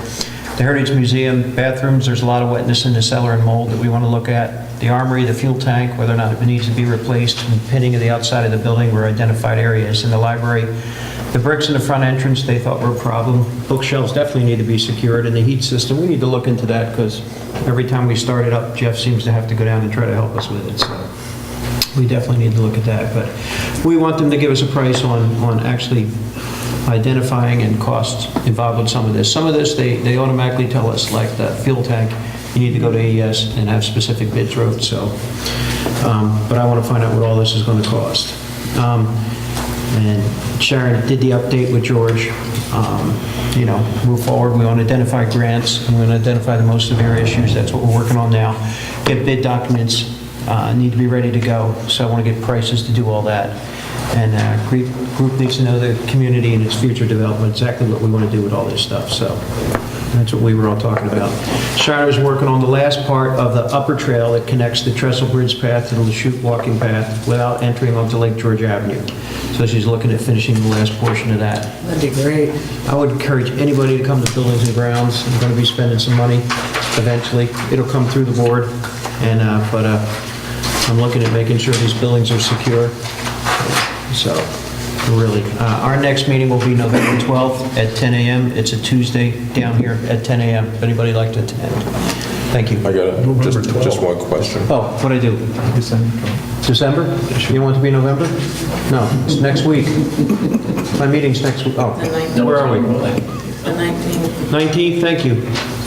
That means all of them are wrong. Okay, every one of mine are going to be wrong if you're looking at it. Thank you. It's the week after this that we have the meeting, and then we spent all month trying to figure out what we did. So, as far as architects and all that. Go ahead. Just one thing in regards to that is, I know that one of the bigger goals is the east portico here. Is there any way that we can do something to try to mitigate it, even if we put some kind of tarp or something over that area, to try to keep water from The coming top's been through? secured. The problem is the bottom deck level. Water splashes down on that, Right. and that's what's caused the ice to push it out. Certainly. We actually temporarily sealed that up. Okay, that's Our what I was person from wondering. Buildings and Grounds did that. Okay. Went out there and sealed up where he suggested it be sealed up to hold it for the winter so we can look at it next year. That's what my concern was, is if that let So there's no go, more damage. potentially the whole Yeah. columns could be gone. Yep. So they've actually done that. That would be Mr. Cruikshank. Thank you. All right, Parks, Recreation. Okay, we met on the 15th at 11 o'clock. Attendance, myself, Dave Uliana, Sharon Reynolds, and Bill Dahlback. We just went over the end of the year projects that we had finished up in the park. Mike LaFountain was in. He's doing a project at the dog park. He has a few more small issues to take care of there, and he will have it completed for his Eagle Scout badge. Bill was requesting to see about the lamp post, give the authorization, and in fact, Dick Crossman has mounted the top and wired it up now, so it's all set. As soon as Mike has the time, we're going to try to get the lower trail on the Lachute Bicentennial Park there, raised up with materials they have, but they're not sure they'll be able to get to it before the weather. So there'll also be something done in the spring. And one other thing that we wanted to make, we'd like to have the remaining funds encumbered toward paving so that they can get a fairly good share of that paving in the park done next year.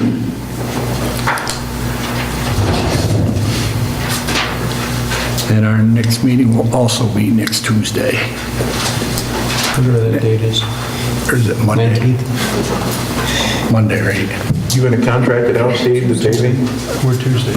We'll put it out to bid again next year, yeah. But you gotta have an Whoever invoice to has- encumber money, right?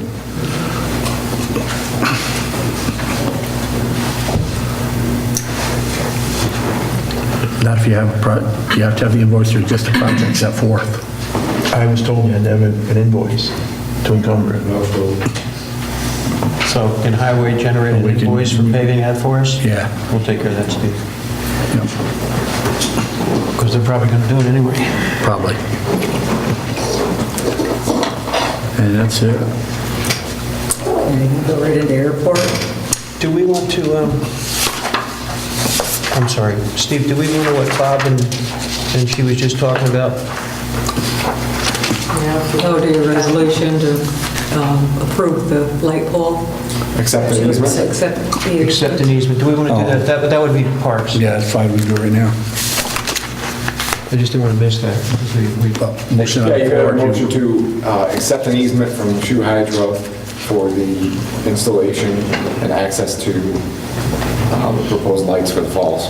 Also And move authorize the supervisor to sign any necessary documents. I'll Second. move it. I'll second it.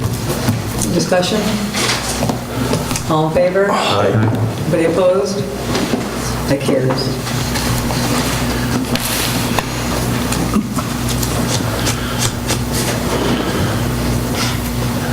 Do airport? Okay, we don't have a lot, except we do have our grant finally in for the Ticonderoga Municipal Airport. I have a resolution to put on the floor. Under PIN number is going to be 1907.2. Resolution is to authorize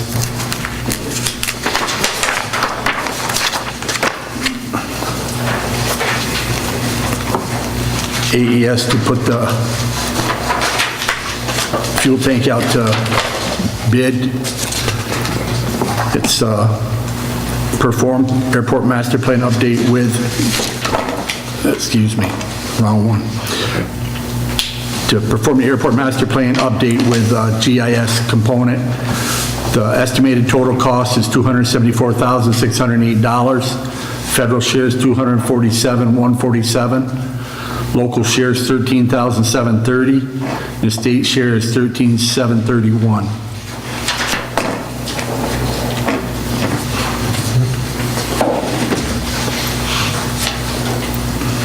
Is there a second? So Taylor, discussion? All in favor? Aye. So moved. Are there contracts I need to sign for that? There usually are. They must have them up there in the office, because didn't send them to me. Because it says there needs to be 2 copies. Notarized resolutions from the, endorsing the project to this office. Amy said there wasn't here, guys. Yeah. So it does say contract, just to sign grants and resolutions.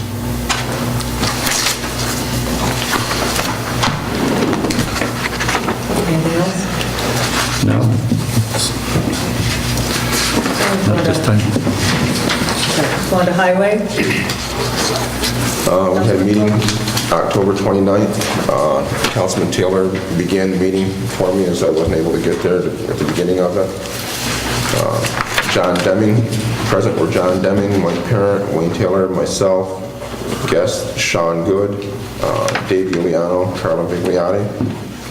Under guests wishing to speak, Sean Good discussed with the committee the property he occupies presently, located across from the intersection of Hines Street and St. Clair Street. This discussion entailed the ongoing issue of removing surface water in the area. Mike stated that the blacktop jobs were coming along good. He's trying to get them closed up at this time. He stated he appears to have run over budget on paving and will need to obtain more money from reserves to pay for what has been completed. That was the discussion. Mike asked if the new plow truck was a go. It was stated that after the 18th of November, the funding may be obtained and the truck ordered. Mike advised that the bids for the Bombardier-style sidewalk plow with trade-in of our existing machine had been discussed. He stated that it appeared that the cost of trade would far exceed what had previously been reported to the committee. In an email, I don't know if you want to discuss that or whatever, but we did, after that, we opened a bid for that. And it was, I believe, what was it? $60,000 plus trade, which is outrageous. I would move that we reject the bid. I'll second that. All in favor? Aye. Mike stated he's looked into the possibility of buying a pusher blade to be attached to the payloader. He stated this would be useful in a number of areas, such as the downtown area as well as the airport. Wayne asked about the potential use of the grader for plowing snow. Mike stated that it may not be as efficient as other means that had been used in the past, but it was quite slow in doing so. Mike reiterated the advantage of buying the proper equipment, stating that what used to take 7 days and 2 tractors at the airport to mow is now done with 1 tractor in 3 to 4 days. So it's a huge increase in efficiency there. Mike stated he had correspondence with Mike Stippo regarding an old sand pit that he had developed for housing a number of years ago off of Cape Road. Mike stated that Mr. Stippo wants the town to take over a roadway built there previously to be a town road. He stated that he had spoken to the state DOT regarding this. Mike discussed a number of concerns he has with this roadway, among them being the site distance to the south as well as the grade of the roadway. John Deming interjected and stated that he had reviewed the road with former Highway Superintendent Phil Eustis, and they had concern at that time regarding drainage and other issues. Mike stated that he is still waiting to hear from DEC regarding the tank that was removed. He's been corresponding with the lawyer, Matt, in regards to that. Under miscellaneous, Wayne asked if everyone was aware that the Fort High intersection was going to be made a 4-way stop by the state DOT. Nearly everyone in attendance were against the idea of the 4-way stop. A great deal of discussion was had regarding this. with none of that being in support of the change to the intersection. Subsequent to that, the board sent a letter to DOT, I believe it was addressed, stating the displeasure of the board in regards to what their project would be. After that, we had a meeting yesterday, Supervisor Mulaney, myself, and Bill Grinnell, and the fire chief, with 2 members of DOT that are engineers in regards to this. His name? Oh, yes, Martin Johns, sorry. And we had thoroughly discussed suggestions of what we thought would be sufficient, or at least help alleviate the immediate concern. It appears as though they were disregarded completely. Several of the state politicians have been contacted, and hopefully we'll see some kind of a change there. Wayne asked what Mike was doing for heat in the highway garage. He stated he's attempting to forego heating as long as possible so as to be into the next year's budget, because he is over budget presently. Mike stated that having Carla at his office doing clerk work has been enormously helpful to him. He stated she has allowed him to be able to be out of the office and more accessible to the jobs. Dave Giuliano asked if Mike was still anticipating helping repair the area of the entrance to the senior center at the Armory. Do you know whether he's done that? Yes, it is. It's going. Good. It's coming up. It's done. It's No, done. no, no, I Good. mean, it's coming up in my report. Thank you. Okay. Yeah. Okay. Wayne stated he had been made aware of a concerned citizen of the erosion of the bank south of the water department. Mike stated that this is being looked into with assistance of the county soil and water office. Mike stated he had the Mariah Shock inmates assisting with clearing the brush behind the former Rite Aid building adjacent to the river. He is also in the process of clearing other areas of the park trails. John discussed the posting of seasonal roads. He also discussed potential qualified abandonment of the end of the Hayford Road. Mike stated the county bridge on Putz Pond Road at the bottom of the hill is nearly full of dirt. He is concerned with overflow of the stream. He also stated the county highway superintendent had called him to let him know Delano Road would not be paved as planned this year. Wayne asked that Mike try to get the state DOT to shim the road near the Liberty Monument. Mike stated he has tried numerous times to get them to address this. This is deteriorated enough that it is difficult to plow. Also discussed was the deteriorated condition of several bridges within the town, especially Lord Howe Street and Elton Drive. The next meeting will be November 26th at noon.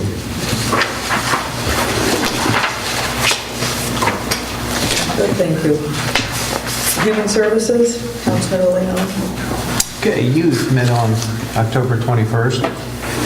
In attendance, myself, John Bartlett, Dan Cross, Helen Barton, Marge Herbert.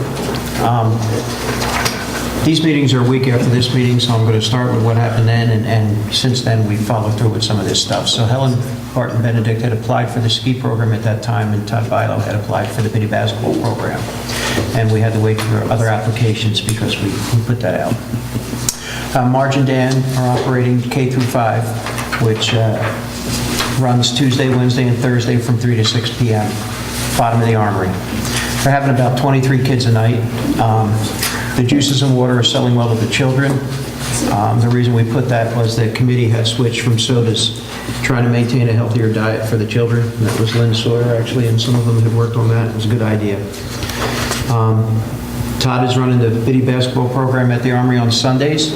He's got grades 3 and 4 are in there from 1 to 3 o'clock in the afternoon. Grades 5 and 6 are following from 3 to 5 o'clock. We anticipated the resignation of Kelsey McDougall effective November 30th. We need to advertise for an activities aid, so I move we advertise for an activities aid. For a second. Councilman Cook, discussion? All in favor? Aye. So moved. Dean Kidder has applied for the skating rink attendant.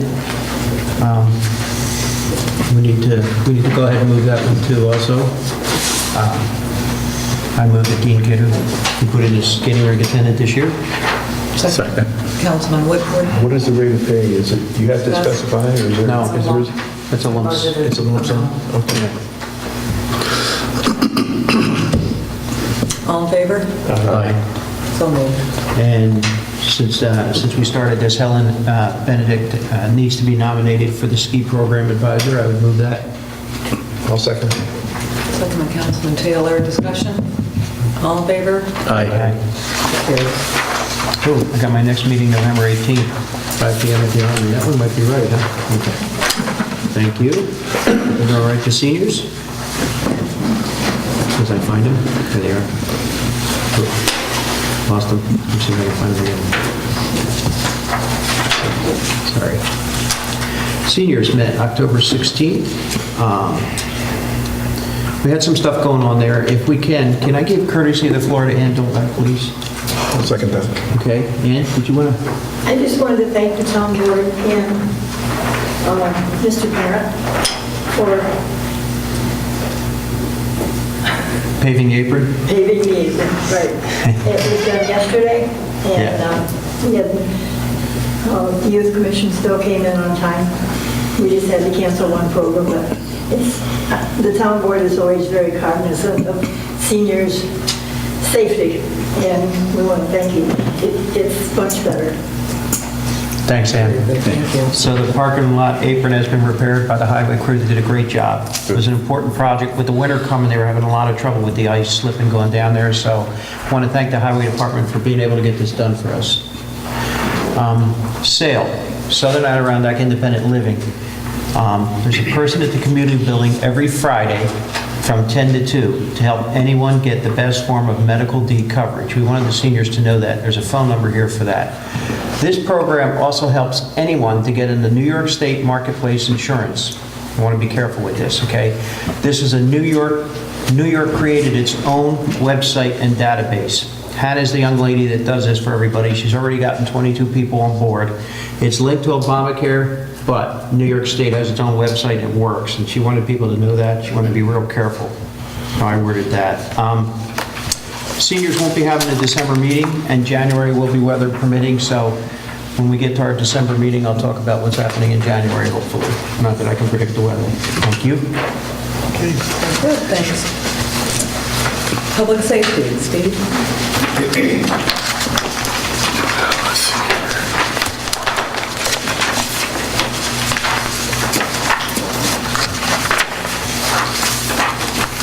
Through the packet here.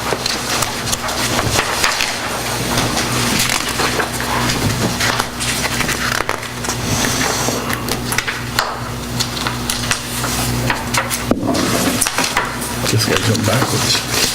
It was right after the seniors. Don't mind. Got it.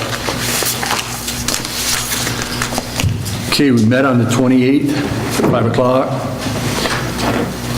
President, myself, Calvin Cross, Dave Williano, Mark Johns, Dave Woods, Bill Ball, Margaret Lawman, Devin Laney, Ross Kelly, guests were Chatty Van Wert, Fred Hunston, Claire and Michael LaFountain, William, Margaret, Paula Aronicus and her daughter, and Ron Drinkwine. People wishing to speak at that time were Mr. and Mrs. Paula Aronicus, and they have grave concerns in regards to the Mount Lakes housing that's across from their roads. There was significant discussion that went on over that, and we are going to be looking into possible solutions and sitting down talking with Mountain Lakes in regards to this matter.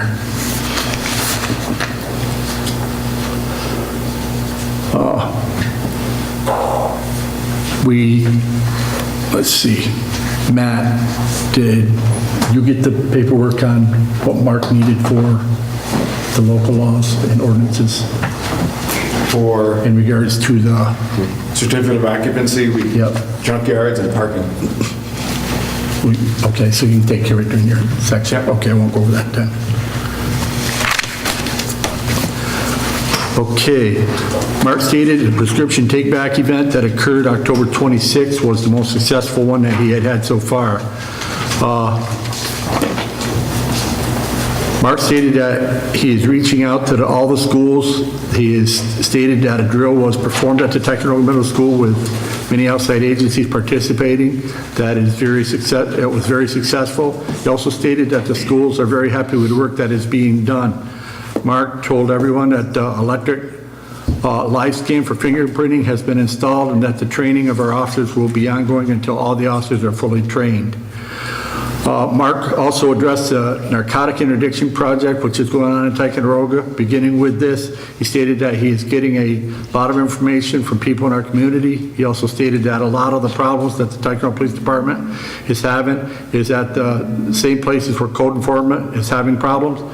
Mark stated the Public Safety Committee meeting is not the place for having these discussions on these individuals or residences. He stated the supervisor just in that department heads sit down monthly with her and decide how to move forward and address the complaints, improve the quality of life in a given neighborhood. Mark stated the town attorney may be need to be present in some cases.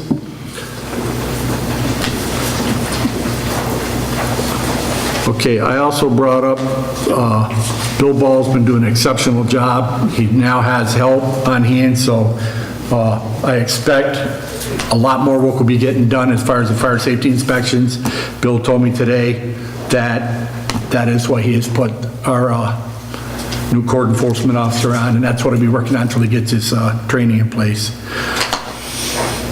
Mark stated there was some very disturbing information being supplied by the drug and addiction team about large quantities of drugs in Ticonderoga area being brought in from outside areas.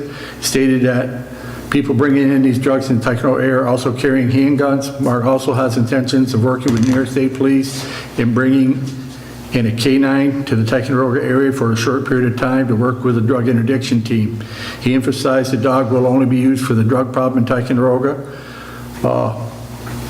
Everyone agreed and Margaret seconded. Finally, Mark stated that he had monthly bills to be approved, which Calvin made a motion to accept and everybody approved.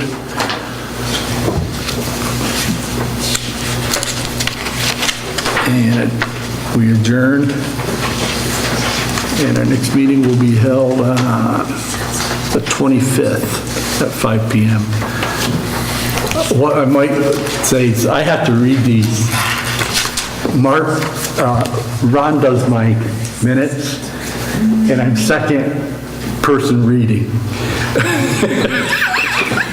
So it's like I have to get through my portion to go on with their portion. So if it seems a little bit out of sync, it's because I'm ad-libbing on the second person. So that's it. Thanks. I think we are not happy. And Like Lena library, Bigman, we are not happy with what's going on. and library or cable TV. Library, we've been dodging bookshelves. I think we got them fixed. And then insurance. City looks good. Contract negotiations, we are in negotiations now with the police. We'd like to finalize that contract before the end of the year. Probably prior to that, you all were copied on the latest information. Yeah.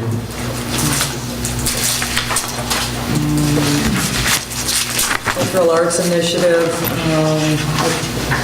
you can see that attached information, what they're doing. They're still working on, always working on events for the community, so you can read that at your leisure.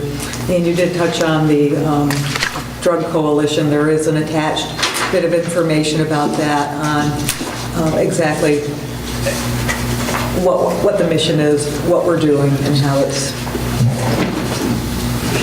the Anti-Drug Coalition is helping Ticonderoga.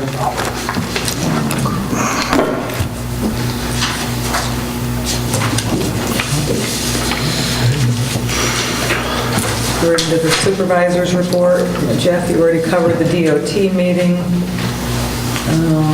We covered EFC. NICLAS investment rates are finally recovering, finally increasing, so we're going to keep an eye on them. Now that they're becoming a little more competitive after 3 years of very low rates. And night class rates keep going up, then it'd be a good idea to move some money over there for a higher interest rate finally, higher than the banks have been giving. At this point, they haven't been giving, they've been doing less than the banks. This is a good place for capital reserve money, so static money, stationary money. The Chute Hydro, I did get notification that on November 20th, they'll be testing the Chute Hydro facilities, the upper and lowers, and so you will hear alarms going off a few times throughout the day.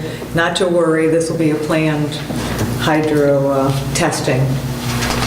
And the Chute Hydro was supposed to notify the residents in the newspaper. Another little aside, the Time Warner cable, if you don't have the little silver digital box, you won't be getting reception for any of the public access channels like this channel 17 or channel 18 out of Glens Falls. Thanks to Heath for informing us of that. So without that cable box, you're not going to see the town board meetings or any of the sports going on at the school. Good news, bad news. The holiday train is coming again this year, which is wonderful. This is about it's their 15th anniversary, the 15th stop, and they do deliver a check for $1,000 to the local food pantry. And that's the good news. And the bad news is they're coming on Thanksgiving Day at 3:10 in the afternoon. This is a 3-week tour around Canada, northern United States. Every year, some area or region gets stuck with Thanksgiving Day, and after 15 years, it's our turn. So the train is due to be here on Thanksgiving Day at 3:10 in the afternoon. Since there won't be volunteers forces, there won't be any busing. So people will have to get out there by themselves, parking out there. I'm sure there'll be kind of reduced numbers with folks. And they did, CP Rail did want to ensure that myself and Margaret Bowerland from the food pantry would be coming because since it is the 15th anniversary, they have some additional perks, which they haven't disclosed yet for the food pantry. So, and again, this is for folks it's a hunger awareness train, so folks are encouraged to bring canned goods, which go right to our local food pantry here. We also have information, a sheet there on the North Ticonderoga 4th Annual North Country Christmas. It happens November 28th through December 8th with events happening each day. Essex County, we did get a little bit of good news from Steve Lemire from the fish hatchery. Normally Ty and the other communities get their allotment of hatchery fish earlier in the spring. Well, they've had an overabundance at the end of the season, thousands of fish. So Ticonderoga, 2 locations in Ty were stocked with hundreds of trout. So, fishermen will be happy with that. The sales tax, as of October 13th, the county sales tax that each town receives a portion of had the largest increase of over October 12th cash received. After both checks have been received, we gained over $672,000 countywide over last year's payments. As of November 6th of 13, the county is now $1,281,305 ahead of 2012 in tourism and the product of generated sales tax. So that's good news. It will be above our projected amount for the budget.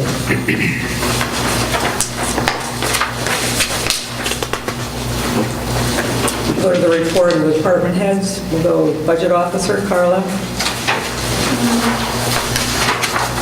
First would be a resolution to adopt the 2014 budget. Emailed you the final totals we had discussed in the preliminary public participation, increasing the access channel by $1,500, and we also submitted the tax levy limit to the Office of the State Comptroller's Office, and when we filed that, it was $1 difference, so we need to adjust that. So for 2014, the general budget was $3,584,345. The highway budget is $1,742,120. Fire Department, $350,000. Chilson Fire Department, $45,645. All of the water districts totaled $1,275,947. All of the sewer districts total $1,560,082 for a budget total of $8,558,139.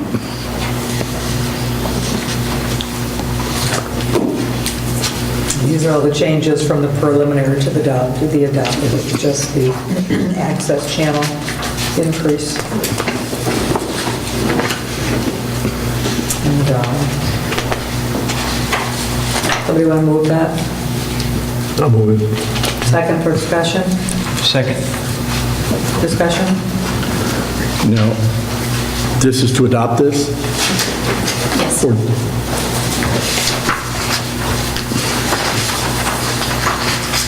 The same as the preliminary with just those changes. Well, I'm going to tell you again, I'm not going to vote to approve it. My vote's going to be a nay vote. Main reason being, we're using unappropriated fund balances to cover this, more than we've ever used before. And it's just not the way we should have been going. So, that's my vote. Meaning that you would have preferred we overrode the cap? Yeah. Increased tax? I mean, Okay. that's why I went down, because it was written in, I wanted to raise tax.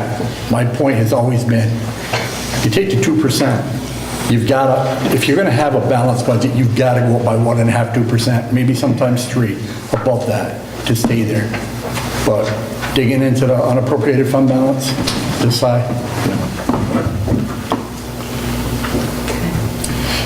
Any other discussion? In some regards, I agree with Steve.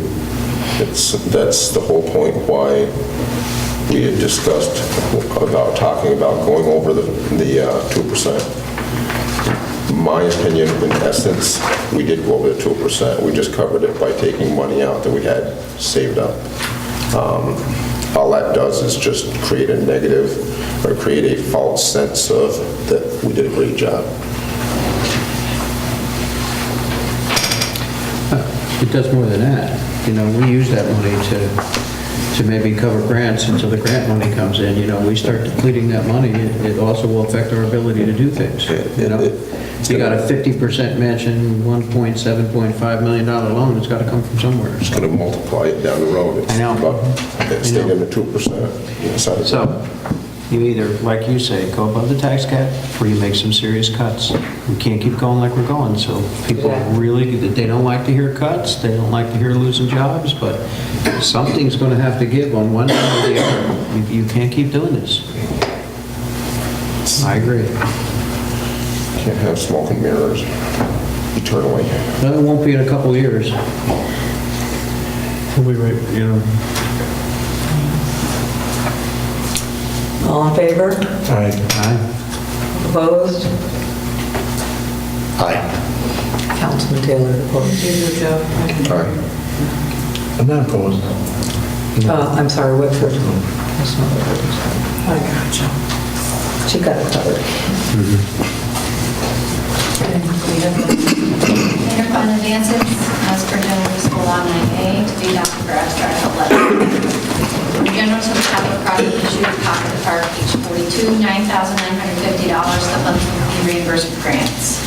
The second is from the Water District 6, SWO 6 to Water District 1, SWO 1, $5,260.05. Those funds will be reimbursed with rents. The third is from the Water District SWO 6 to Water District SWO 3, $1,140.56. The funds will be reimbursed with rents. The fourth is from Water District number 6, SW06 to Water District SW07, $1,191.60. The funds will be reimbursed with grants. The fifth is from Water District SW06 to Water District SW09, $3,046.20. The funds will be reimbursed with grants. The sixth is from General to the John Street Stormwater Sewer Separation, CD 17, $78,381.57. Those funds will be reimbursed with grant money.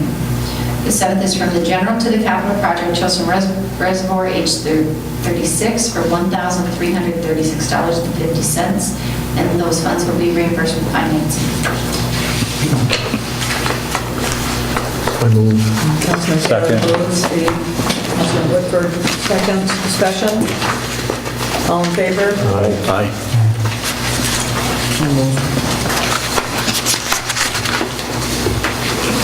Amy, did you want to do the budget? Do you want me to do these? Budgets. Amy had sent you an email today in regards to budget amendments for the meeting. The first one, the board had authorized, town board resolved authorizing withdrawal $1,064 from the capital reserve Green Park and reimburse beautification contractual 88,510.4 for masonry supplies. And increase the beautification contractual 8510.4 by $1,064. And that was done August 27th. On March 14th, the board approved the extension of the 9N and 73 Water District to remove many residents from the D-book. Town board resolution authorizing the decrease of Central Water District and increasing the 9N and 73 District. We would increase SW01 8310.4 by $10,960 and increase SW01 2142 water sales by $10,960. Doing that, we would need to decrease the Central Water Contractual SW06 8310.4 by $10,960 and decrease the revenue SW06 2142 Central Water Sales by $10,960. The third one, the library applied for and received a summer reading mini grant of $100. We'd like to increase the A277 on miscellaneous income by $100 and increase their expenditure, library contractual A7410.400 by $100. We received ski registration money for the Gore Mountain in the amount of $7,932. We need a board resolution authorizing the increase of the youth revenue, A2211, by $7,932 and increasing the expenditure, A7310.4, youth contractual by $7,932. And the final is street road water budget is short by $300 to pay engineering invoice to AES. Town board needs to resolve to appropriate fund balance of $300 to increase the contractual account, SW02 8310.400 for water contractual $300. We have to have individual resolutions, can we do them all with one? I would move we make the changes as specified. I second that. Councilman Oleano, second. Discussion? I just had one question. I know we talked about it, but in regards to the Carillion wall footing, that isn't the new one that they put in, is it? It was damaged. Is that the footing that they just put in that's damaged again? It's No. masonry supplies, so they had to buy more stone. Okay, it says the footing was damaged, so I didn't know. The I know they original put in the footing. Okay, that's what I wanted to clarify. Make sure the footing they just put in wasn't damaged. All in favor? Aye. So moved.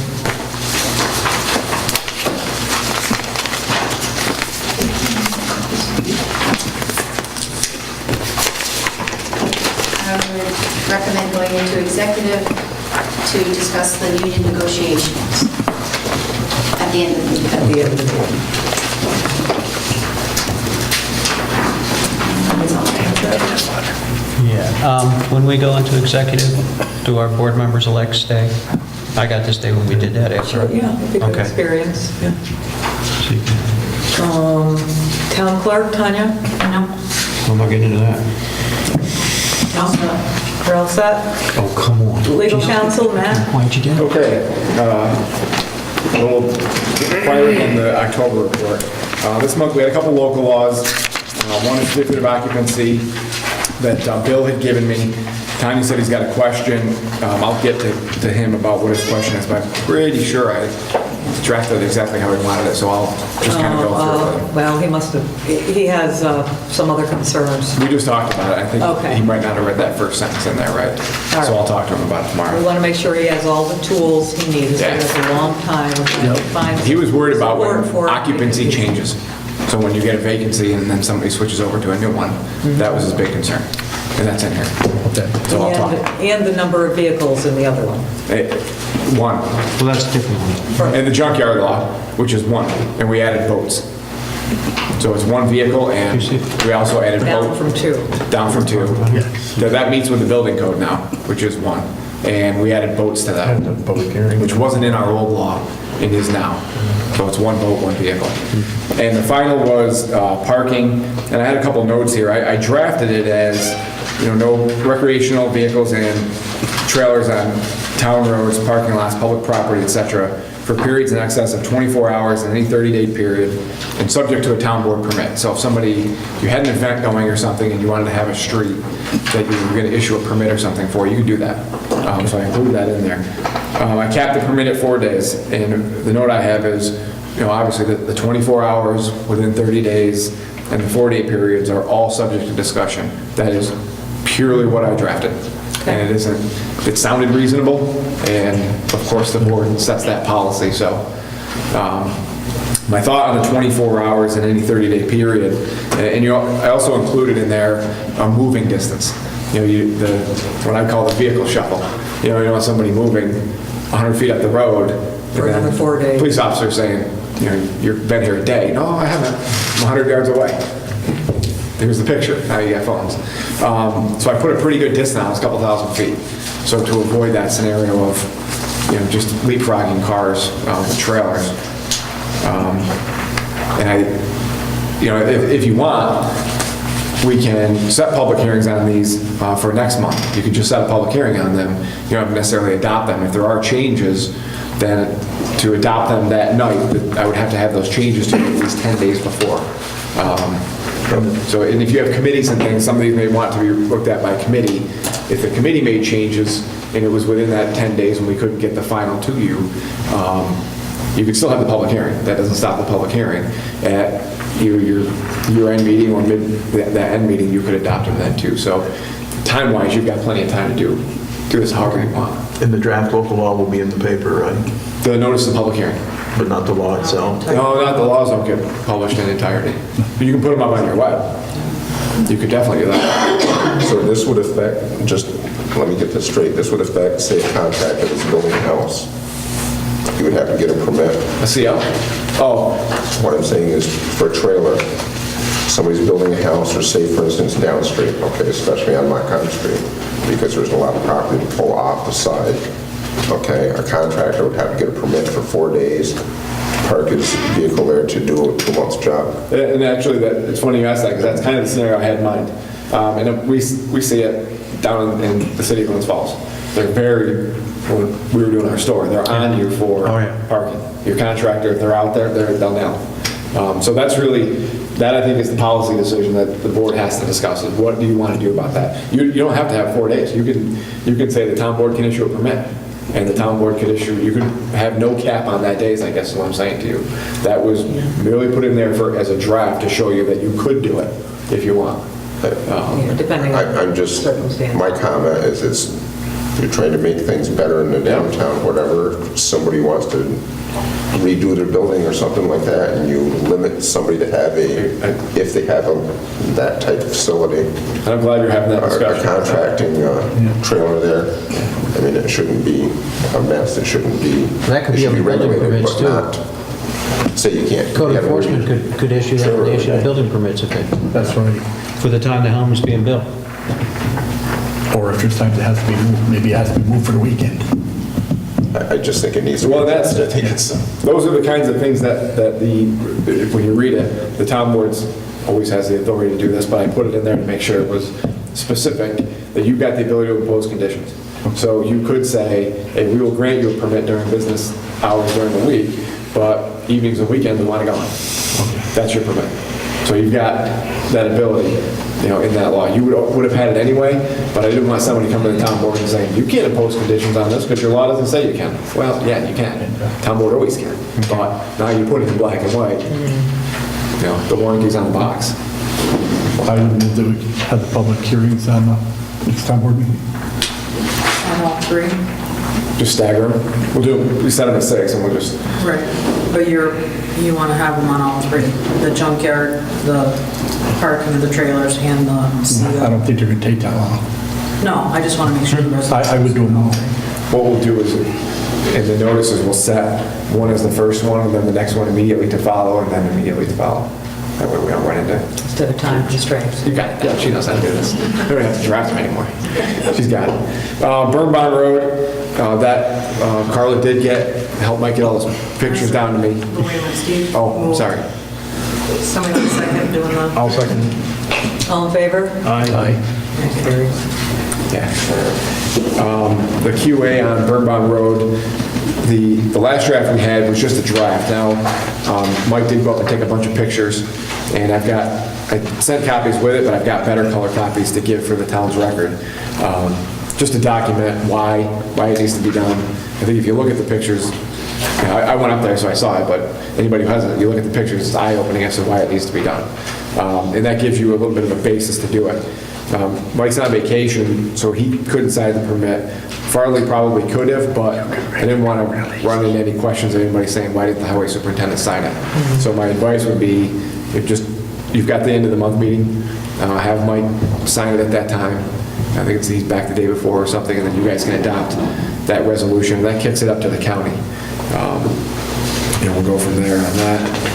And we're only taking off 1/10 of a mile, right? It's not 500 that far. feet. It's just the hill. a cross strike. It's 500 feet. It'll go against our inventory for our CHIPS aid, though. It'll take away lane miles, right? A little bit. It's on the inventory. It is, the whole thing is. The whole thing is. Would cause me to amend that. DEC with the garage, we did send in, and again, to Mike's comment too, Carl helped get all those photos and things together. That was no small undertaking to put that report together. Thank you very much for that. Yeah, Keeping such a close eye on that. it was good. We did get it in the day before, not on the day it was needed. And Atlantic Testing put together the exploratory plan to hopefully limit whatever's in the ground there. I had hoped to have heard back by today, but it was just last week, so it's not a whole lot of time. But Atlantic Testing and AES are ready to go immediately when we get that response back from DEC. So we'll have that set up hopefully for the next month. The code enforcement stuff that was on there, the properties that Bill is working on are scheduled for next week. So AES, the engineer's coming down to help Bill get those inspections done. Okay, good. Very good. Get those moving. And the big kicker is you guys got a in-between amended copy of my report. Mine's different than yours. The email when it's sent the wrong one. That's user error. Give up. Technology. So we'll have that stuff, and we'll get that easement back. That shouldn't be a very long turnaround. Get that back. Thank you. Fitzgerald and Morris Baker and Firth actually sent up a resolution to amend your previous resolution of wording that was typed in your, the 2.7. It wasn't necessary, but she would do it if we wanted to. I just wanted you to be aware if you want to do that. Oh, that was, Mr. Gannell raised a question in the past about the language about whether it was required. I didn't see this, but the change is to address that question of whether DEC or DOH was requiring well drilling, which certainly it isn't. DOH isn't going to tell you what to do on purpose because they don't want you to get sued if some dam fails somewhere. So that third whereas, and to address that concern, is amended, whereas in an effort to comply with the orders of the New York State Department of Health, the town has determined it is in the best interest of the town to conduct an initial investigation of the potential for and development of a groundwater well source, which investigation will include well drilling. So it removed that required, just to clarify that, don't want anybody thinking that DOH requires. That's for the 2.7 million? This is a resolution that you can adopt. Yeah. amend, Remember the resolution was worded previous one. incorrectly? It doesn't have to be rescinded, it Kara can just be sent that. amended if you want to do that. Doesn't have to be. It's up to you guys. No, I think it's a good idea. So we need to rescind the... No, you're not rescinding anything. Amend. You're just clarifying that one whereas.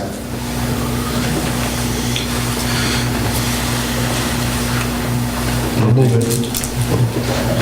Second. Discussion? Could I ask a couple questions? All in favor? Thank you. We're in the middle of it. When you're in the middle of a resolution, you can't open the floor up. Yeah, finish your resolution, then you can open the floor up. Okay, the question was whereas I guess I missed that part of it. I thought there was a question on a Must. must and will. Yeah. And that's what was changed. Okay. The That's all I original wanted. says must. The must. This one says, About the will. amends it to an effort to comply. Okay, The question that had been raised is DOH requiring you to do this? right. And that, They're not. they're not. That was a correct question. I'd probably move that resolution to start with, right? Yeah. Adoption of that. Yeah, but you don't have, it's just amending a word. Yep. All in favor? Aye. Anybody opposed? So moved. Is that it? That's it. Okay, Chief Johns? Just two things real quick. Reference to the Christmas train that's coming on Thanksgiving. Just wanted to reiterate that the 3:10 start time for Christmas train means that the train is going to get there about 15 minutes prior to that. So about 3 o'clock, 5 of 3. Really, anyone who wants to see that should be there prior to that. Otherwise, there's going to be a big train across the street and you're not going to get there to park your car and actually see it. So please be early this year because we do not have buses and alternate parking facilities for anyone to see the train. The second one, thank you, Matt, for sending up other copies of the draft the local laws. Just before it gets to the public hearing, the only suggestion I had was, could we put a clause in the parking of trailers that we normally see in other parking laws that allow the removal and the towing at the owner's expense for vehicles, trailers, parking in lines with this law? We can add that. Okay, thank you. And the ones that look good, but I'm not going to comment on those because it's not there for enforcement and law enforcement. And unless the board has any questions for me? That's good. Any questions? Thank you. We'll move to the end of the meeting. Approval of the water and sewer reports. I'll move that. Second. I'll second. All in favor? Aye. Approval of the supervisor's monthly financial report, the general fund, Glens Falls bank balance, $1,788,098.69. I'll move it. Second. Second. Councilman Uliano. Discussion? All in favor? Aye. Opposed? Motion to pay the bills? I'll move it. Councilman Whitford, is there a second? I'll second it. Taylor? All in favor? Aye. Okay, Motion to adjourn to executive. Before we do that. I have one. Okay. Sorry, I had one. Same other- thing, Go probably ahead, the same Steve. thing. It's probably the same thing. We all got a letter from this gentleman, and you've probably gotten it before. I'd just like to ask that it's from a Mr. Geffner. in Howard regards to Geffner. His assessment being, Oh, yeah, is it on? I would just like to have ask that we allow Matt the right to take a look at it and see what we can do. Yeah, Jeff showed it to me. It's, Tanya should have a copy for the town's record, if somebody can give her a photocopy. You got it? This is just what I've been able to gather here, is that what he's saying is that there was apparently a typo on the assessment roll, or the assessment card for his property, that showed 99 feet of lake frontage when he actually has 66 feet. So that, what he's saying, I don't know if it's true or not, but the argument here is that the numbers were flipped. And that obviously creates quite a difference. And as Jeff points out, it's not a third, it's a half bigger. Because it's half of the 66 feet bigger than its assessed value. So it would result in quite a different tax bill when you own lakefront property. But what he's looking for here is back prior refunds. And we've been through this before. As much as you're going to want to, we can't go backwards. I'm not going to be able to go backwards. She can correct an assessment roll in the existing year, so she may be able to correct it for this year, but I still don't think that's going to get a refund for 2013, which would be the 2013-2014 school tax, or in January, the 2014 town and county. It may impact the town and county. Maybe I'll do that, but, so I'll talk to her and get the details and see. Yeah, there's a lot of history with this. He started a few months ago with the county, and it's been explained to him right down through all the channels. And matter of fact, within the last month, Patty Ogier has responded to him. So he's just. She can definitely fix it for next year. That's no question. Come March, fix the assessment roll. Probably has. So she has more information. That's fine. We just wanted to make sure that it was addressed here. So we don't do two different. Whatever needed to be done was done.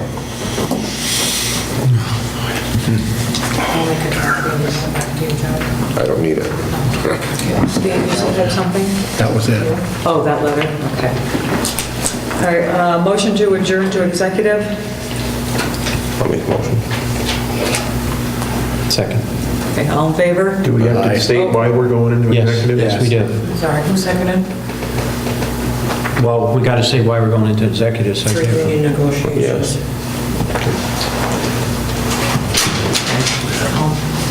All in favor? All right. Fred, you can stay. If you'd like, you can, well, I'm hitting the men's room before I do anything, so you guys decide. Want to rescind it? I'll rescind it. I got to hear what Richard's going to ask first. Okay, Matt, anything new on the report? You had that in the FMVF. I think it was still pending motion.